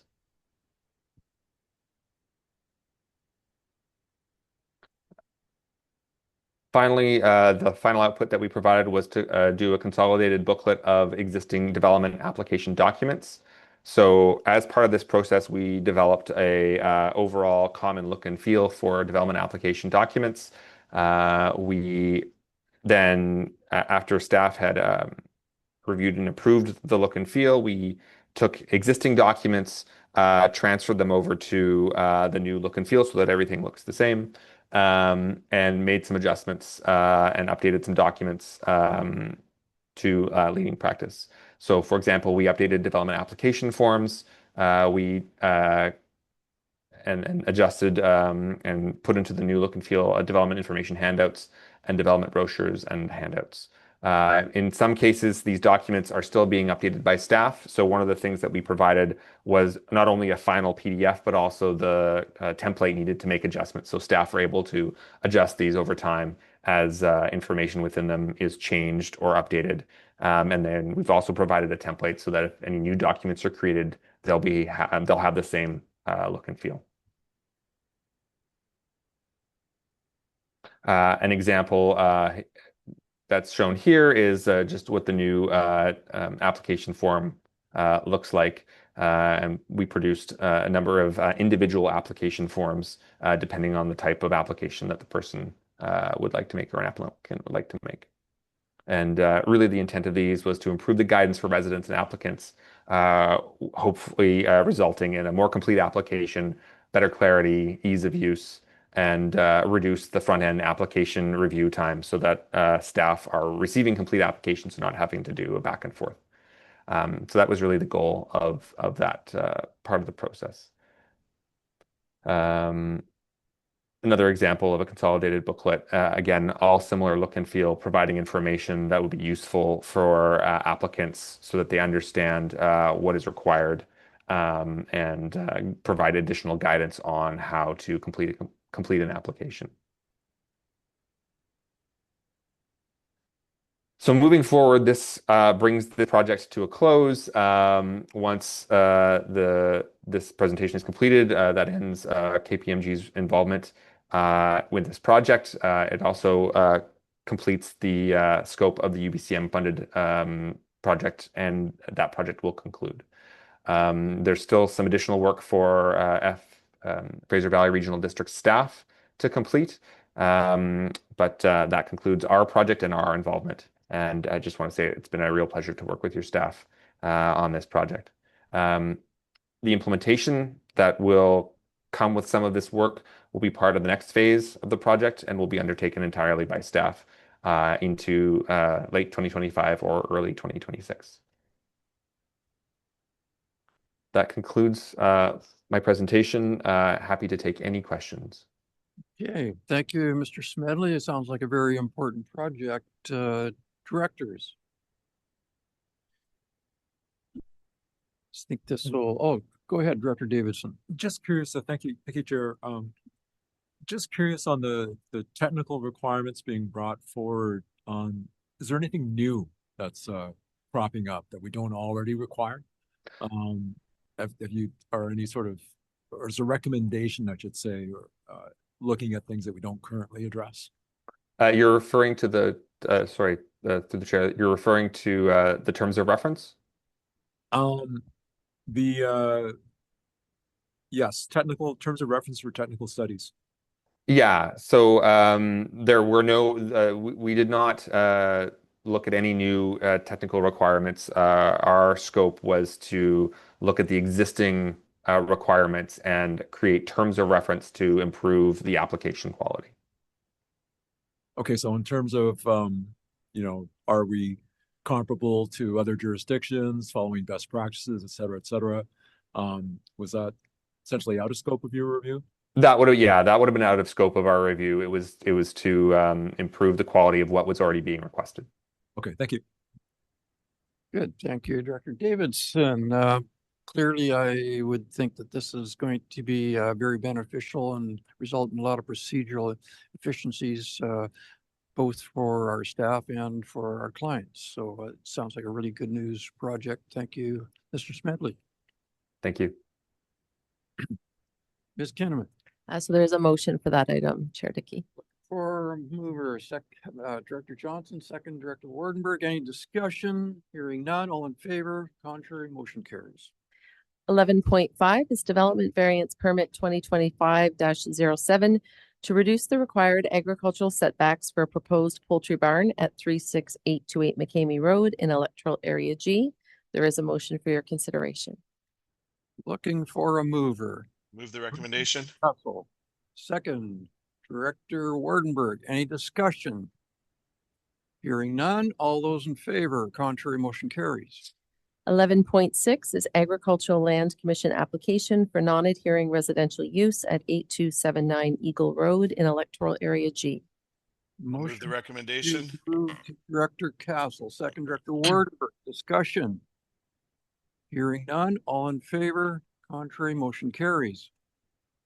11.7 is Agricultural Land Commission application for fill at 810 Iverson Road in Electoral Area H. We have a motion. Mover, Director Dixon. Reluctantly. Seconder, Director Johnson. Discussion, Director Dixon. Thank you, Mr. Chair. Thank you for bringing this forward. This is not word for word the same as the one that was approved pretty much last month, it seems to me. I really am thankful that you put in here that the need for a qualified professional hydrologist should provide an assessment. I don't know if that could be a little stronger. This site has, as is indicated in the report, already had contaminated materials on it. And while it's been cleaned up, it hasn't really been tested since then. So thank you for doing that and the assurance that no more is coming. I think that's written in there as well. And so I want to make sure that that is the case. It seems to me by now in Columbia Valley, pretty much everybody knows that before you deposit fuel, you actually do need a permit of sorts. So hopefully the message starts to get out. But thank you for the report, and see what ALC says. Good. Thank you, Director Dixon. Any further discussion? Hearing none. All those in favor?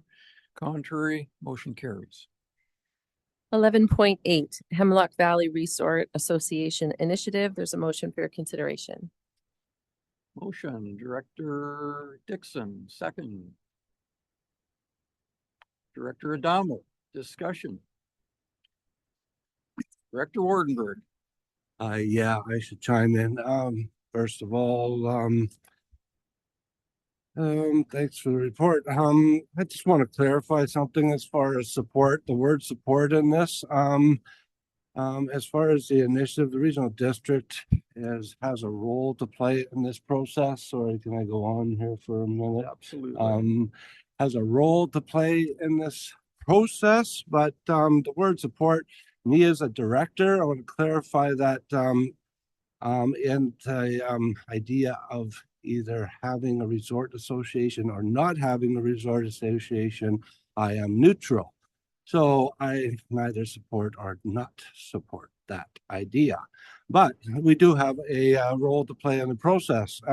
So I would ask one question that I didn't ask yesterday, and I thank Caitlin for the discussion yesterday and some clarification on a few things, especially the mail out. I'll go there right now.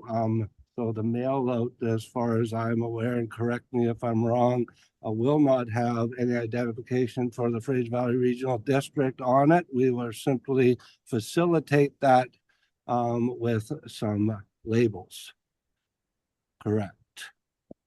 Through the chair to Director Wardenberg, that's correct. So the proponent is seeking assistance in providing mailing addresses to property owners within the proposed resort promotion area.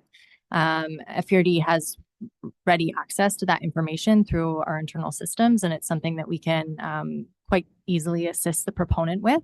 However, we would not be assisting with the preparation of the petitions or any printing or preparation of materials. We would simply receive pre-prepared petitions in envelopes given to us by the proponent, and we would simply be assisting with the portion of the mail out that would require us to affix mail out labels and then put the pre-stamped envelopes into the mail. Okay, perfect. With that, so we're not identified or wouldn't be implied that we are supporting or not supporting this at all. I appreciate that assurance. I am going to ask one question as far as the Chehalis First Nation, because this, what role do they play in this, and at what point? If you can answer. Through the chair to Director Wardenberg. We have an understanding from the proponent that they are working closely with Chehalis. They've indicated to us kind of in verbal conversations that they intend to have a representative from Chehalis as a member of the Resort Association, so on the board. However, we haven't seen any indication in writing or through an application that would indicate the exact level of involvement from Chehalis. Given that this is a provincial process and the approval will be done and undertaken by the minister, I would imagine that the minister and the province will want to understand those elements of the application through their approval process. Thank you. Good. Thank you, Director Wardenberg. Director Dixon. Thank you, Mr. Chair. So at this point, the FERD involvement is just providing mailing addresses, it sounds like. Is there a long-term impact on FERD if this goes through and they become a resort association that we might want to be aware of? Through the chair to Director Dixon, resort associations are independent and they're governed by the province and provincial legislation. So they do not report to the FERD, and we really have no involvement in terms of them operating as an association. Good. Thank you, Director Dixon. Oh, Director Castle, please. Thank you, Chair Dickey. Just three things. Number one, is the FERD giving the addresses, or are we actually doing the mailing? Through the chair to Director Castle. Due to privacy legislation, we would produce the mailing list internally and we would produce those mailing labels. We wouldn't provide that information to the proponent. Thank you. And when we're considering support for such an initiative, do we take into consideration at all kind of the readiness of the community to for the impact of such promotion? My understanding is there are some infrastructure and amenity concerns in the area, and I'm just wondering if we're supporting this initiative to promote the area. Is this a time to consider the impacts of that promotion? Thanks for the question. So through the chair to Director Castle, I think the best way to characterize the FURD's role in this process is being very early on and preemptive of any public consideration of the initiative. And so I think at the time that the proposed bylaws and the proposed resort promotion area do come forward for the board's consideration, where they're required to give approval, I think it would be fair for and appropriate at that time for the board to identify what exactly that approval means to the board. So perhaps that it does not necessarily constitute an approval of the initiative itself, but rather just enabling the process to proceed to that public consultation piece of the process, that petition process. Perfect. And then finally, just to kind of piggyback on Director Dixon's question, if this does go down the road and it's approved and in the case that the MDRT tax becomes a thing, does local government have a role to play in the collection of that tax? Through the chair to Director Castle, my understanding is that we do not. That is a levy that is administered through the province. Okay, perfect. Thank you. Good. Thank you, Director Castle. Any further discussion? Hearing none. All those in favor? Contrary, the motion carries. Item 12.1.1 is the Community Emergency Preparedness Fund Fire Department's equipment and training application. For a motion, move Director Castle, second Director Dixon. Any discussion? Hearing none. All in favor? Contrary, motion carries. 12.1.2 is post-disaster construction consideration for the Popcom Fire Hall addition. There's a motion for your consideration. Hey, we're looking for an option. Director Dixon moves option 1, which would be to exempt the addition from post-disaster construction standards. Is there a seconder? Director Adamo seconds. Any discussion? Hearing none. All those in favor? Contrary, the motion carries. Moving down to item 13.1, which is the 2025 UBCM meeting debrief.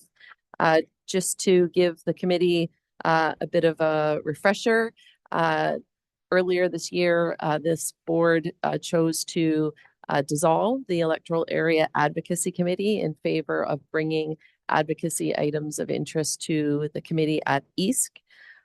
So this would really be your opportunity to reflect on the recent UBCM convention and the advocacy efforts that each of you undertook as individuals and as a group, as well as the broader board. Yesterday, your board's Intergovernmental Relations Committee met, and I just wanted to provide you with a little bit of an update on some of the discussion and the action items that arose from that.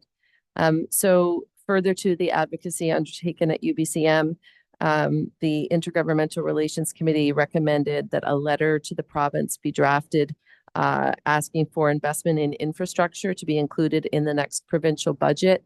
And of course, this aligns quite nicely to one of the resolutions that FVRD submitted, but was not admitted for debate with respect to the increasing demands on local government for infrastructure related to the housing statutes. The committee also has recommended that we draft a letter to the Solicitor General further on the Highway 1 policing realignment. And also asked for staff to connect with the City of Mission regarding environmental permitting of a new soil deposit facility and how that might connect with some of the difficulties that we've been having with illegal soil deposit. They also requested staff to connect with UBCM regarding the governance review and request a delegation to attend the next Intergovernmental Relations Committee. So whether that would be from the executive of UBCM or if that would just be staff coming forward, that remains to be seen.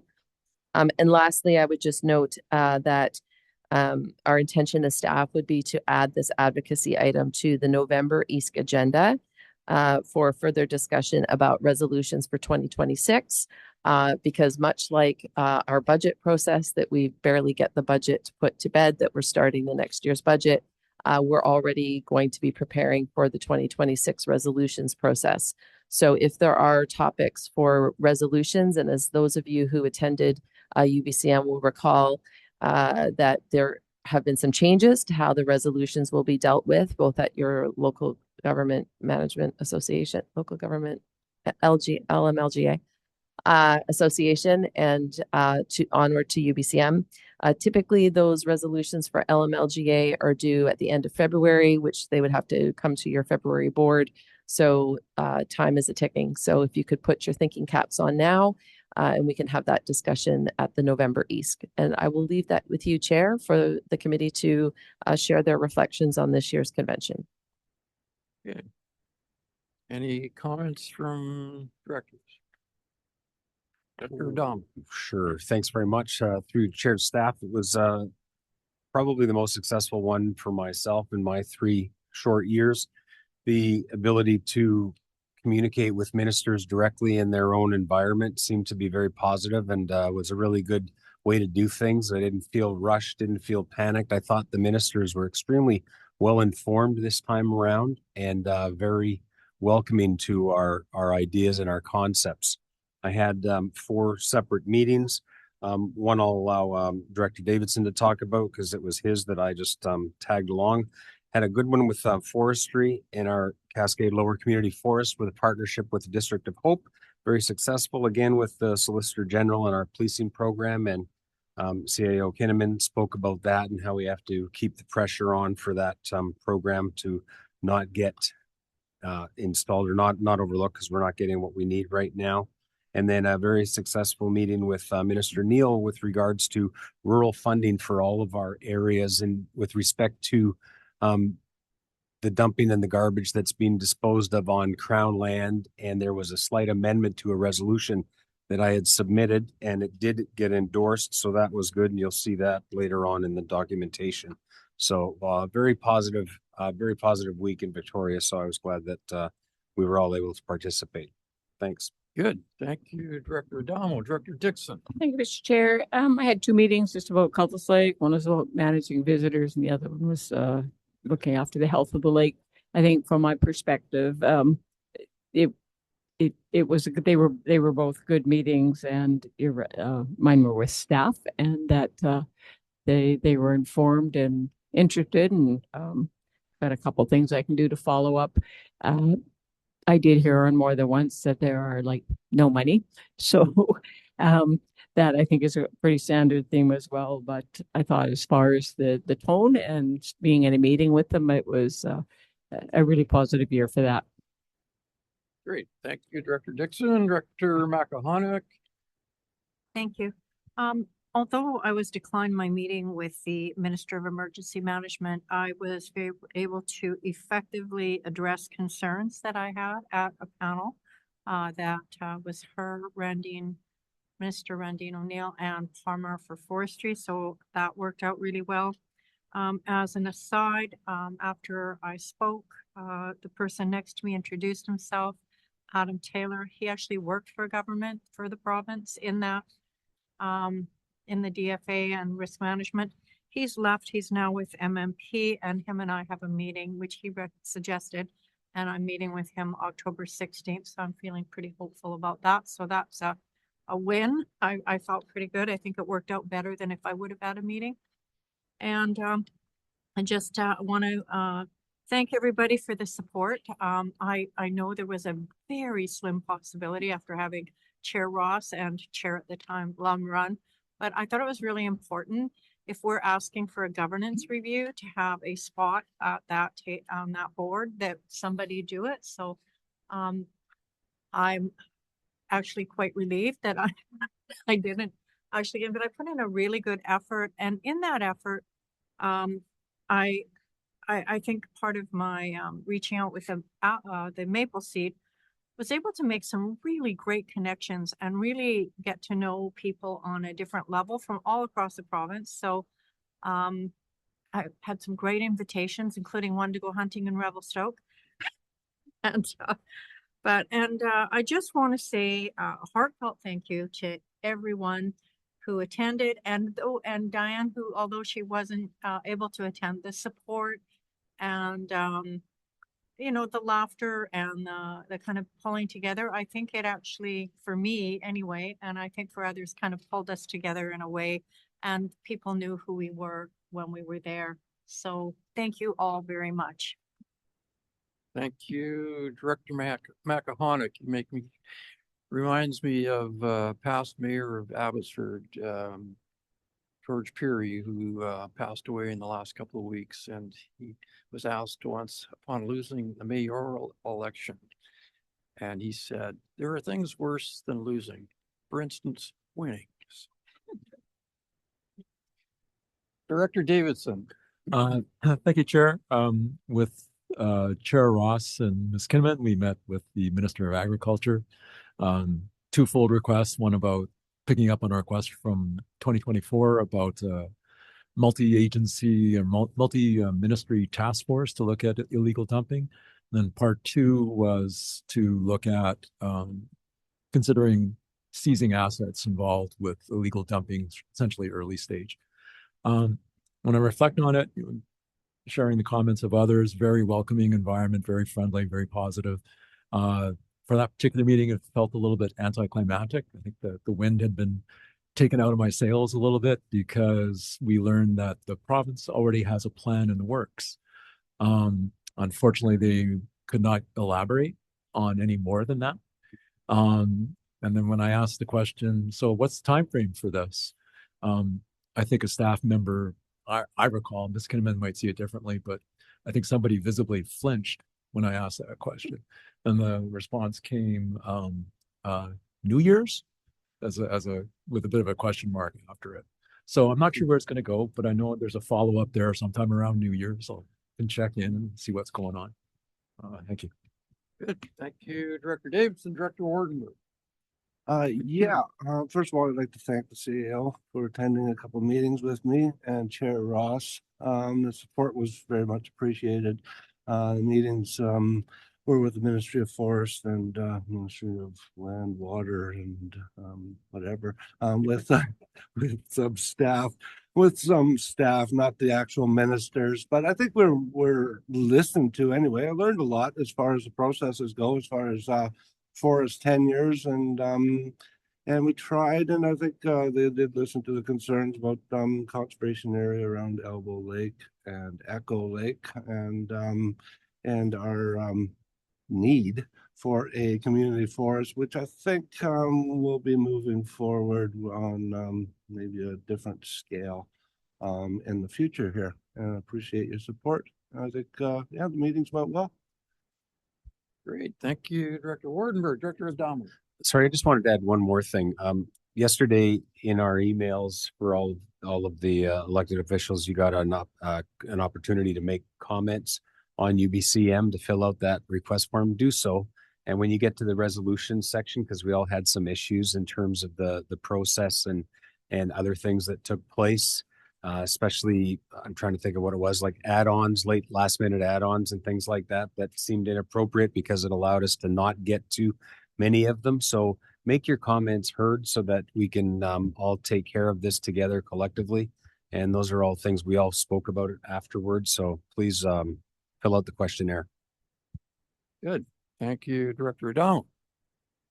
It appears that brings us to the end of comments. Thank you. Okay, so moving down to item 16, which is reports by electoral area directors. Director Davidson, would you like to start off?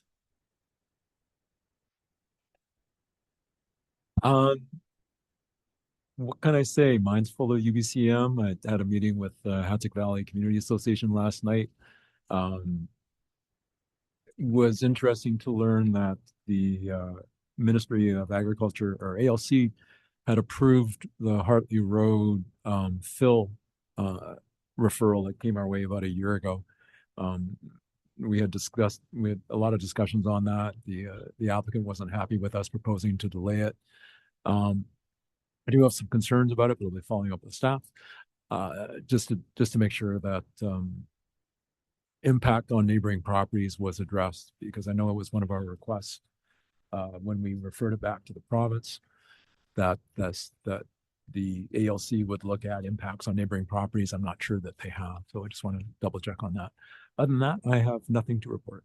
Thank you. Good. Thank you, Director Davidson. Director McElhonick. Thank you.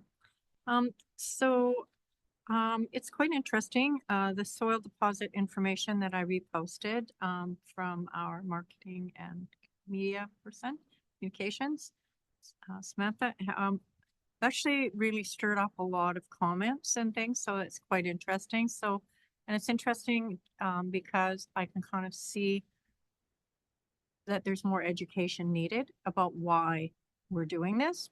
And I think that's an important piece, and maybe that's something we can look at. So why is it an important thing for us to have? Because some people, responses of, I don't want any more laws, but when I take the time and I explain how I'm really supportive of it for these reasons, it does tend to change the trajectory of people's thinking about it. I have been getting many calls and emails regarding the province's reviewing zoning for short-term rentals.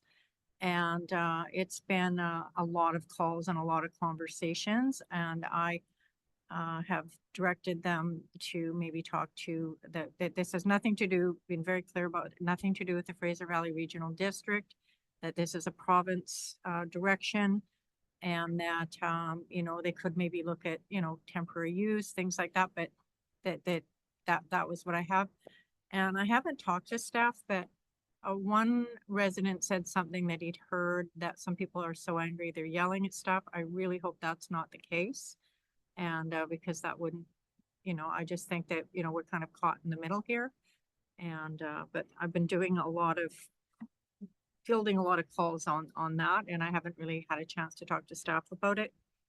And finally, we have had more fishermen in the Chilliwack River Valley than I can remember in 30 years. It's been just a lot, to the point where 2 weekends ago, it was like one lane going through by On the Way store, and I had residents from Baker Trails quite upset not being able to get out safely, no line of sight. They put cones out, which I thought was a great temporary measure so that they could see. And then I did have a conversation with Director Dixon, because I know she has a lot of issues with parking history. And then I called Ministry of Transportation, Neil Moulton, and I just want to publicly give a very big thank you to Neil Moulton from Ministry of Transportation. We talked about the problem on Friday afternoon, and Monday, by end of the day, we have now no parking signs all along that one area, so that it's a safer space to go. I know that On the Way stores had to do their own signage, and and that's private, but it has been a real challenge for residents. So anyway, really thankful for that, and that's it for me. Great. Thank you, Director McElhonick. Director Dixon. Well, thank you, Mr. Chair. Well, UBCM took a lot of time, so that was fine. We already talked about that. Had a good meeting with our fire department this morning just to have a chance to connect and find out what their hopes and wishes are, and offer my perspective as well with the staff. So thank you for the support on that. Again, I thank Tarek and his team for how we had trees went down in Frost Creek near one of our gravel basins, and I had several people tell me about that, and so I reached out to FVRD staff, and it's been all cleaned up and dealt with. So appreciate the quick work on that. You're all invited to the fall harvest up at Columbia Valley Hall, where we have a big pumpkin growing contest, which I'm not about to win. So now I'm trying for some other prize. But anyway, it's just fall harvest, Halloween costumes, pumpkin pie, things like that. A little bit of a market. So should be a fun day. That's October 18th, 11 to 3. Thank you. Great. Thank you, Director Dixon. Director Wardenberg. Yeah, thank you. Just a couple of things. I was happy to address the Hemlock Valley Homeowners Association's AGM in September. Listening to many concerns that they have. One very positive thing is that we started the trail up there just a couple of days after the AGM, and I think they just finished it. They sent me some pictures. Looks great. It's a walking trail going from Snowmist to Edelweiss. The first phase of that. Secondly, I was honored to join the Stahelas First Nations on their Truth and Reconciliation walk from the Eco Lodge to Sandpiper Golf Course with many other residents and some dignitaries from Harrison Hot Springs. We led into Area C for the day, and I had a chance to speak at that. It was very moving experience, a great lunch from Sandpiper, and look forward to it next year. That's it for me. Great. Thank you, Director Wardenberg. Director Adamo. Thanks very much. Yeah, it's been a really busy time going away to UBCM. You don't get to hide from any of your challenges that you have in your own communities. And as a result, our water system is still in desperate need of servicing and repair in the Sunshine Valley itself. I was really fortunate to hold a town hall for the entire community, and I want to thank Ms. Van Ness and Ms. Piper and Ms. Kinnaman for giving me a little bit of help in that, and especially thanks to Mr. Islam, who came out and did a presentation to our community with respect to the roles of the regional district in private water system communities. So the community got a really good eye opener, and we had a long session afterwards. It was extremely well attended, 85 people present, 15 more on Zoom.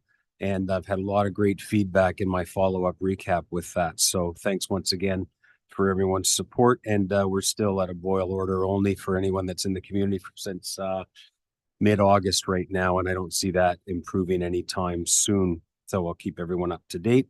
Got a chance to go to the ALAGM the other night for the ratepayers, and I was the electioneer or the scrutineer, I guess. So I got to run the election for them once again. So second time I've done that for them.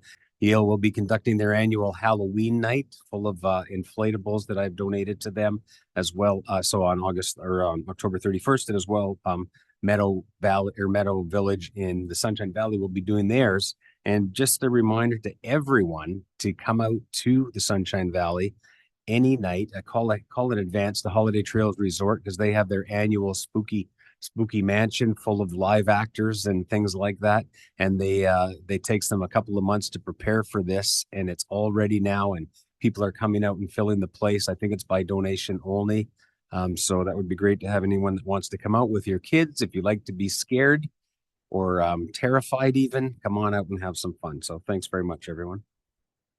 Great. Thank you, Director Adamo. Director Johnson. Thank you, Chair. October 19th at 2 p.m. at the North Bend Hall, I'll be holding a ratepayers meeting to discuss the future of the community-owned cable television service. So that should prove interesting. Thank you. Interesting is an interesting word. Thank you, Director Johnson. Yeah. Director Castle. Thank you, Chair Dickey. I share the sentiments of my colleagues with regards to UBCM. I thought that there were a number of really great workshops and sessions that were put on this year. I got a lot out of a number of those, and I'll share my frustration with the resolutions process. I just filled out the survey this morning, so I encourage you all to do that as well. And of course, I got my annual cold and flu from UBCM. So that's always wonderful as well. Had an opportunity to tour the work being done by Lacamel First Nation in the Nokomin Slough at the mouth of Deroche Creek, and learned more about the green practices that are being employed to mitigate flooding and secure the banks of the slough. I don't know if our busy engineering staff have had an opportunity to go out and see what they're doing with the creek and the slough, but it's we were getting a lot of calls from residents who were wondering what the heck was going on in the slough, and it was a very enlightening and informative session with Rick McCamey from Willow Creek Environmental. So thank you to Rick for that tour. I was invited to participate in a discussion about unpermitted fill in electoral areas that was hosted by MLA Tony Luck. As I mentioned during the meeting, there was nothing really new that came out of that. It was a lot of sharing of experiences, but it is nice to know that our local MLA is engaged with this issue and has a desire to follow up to see how government plans to move forward with supporting local government and residents to find solutions. So that's about it for me. Happy Thanksgiving, everyone. I hope you have an opportunity to spend time with loved ones. Great. Thank you, Director Castle. And the news in Popcom is that the Cascade Skyline Gondola project is actually gaining some traction. The province of BC has invited responses to them awarding a license of occupation, and that closes on October 29th. So we will see whether this thing is actually going to happen or not. Yeah, that's my report. Thank you. Ms. Kinnaman. So moving down to public question period for items relevant to the agenda, we'll just turn things over to our Deputy Corporate Officer, Lauren Olenek. Thank you, Ms. Kinnaman. We do not have any members of the public joining us today, and no questions were submitted. Okay, so looking for a resolution to close the meeting. Motion, Director Wardenberg, second, Director Johnson. Any discussion? Hearing none, all in favor, contrary, motion carries. Okay, if you just give us a few minutes to set up the room.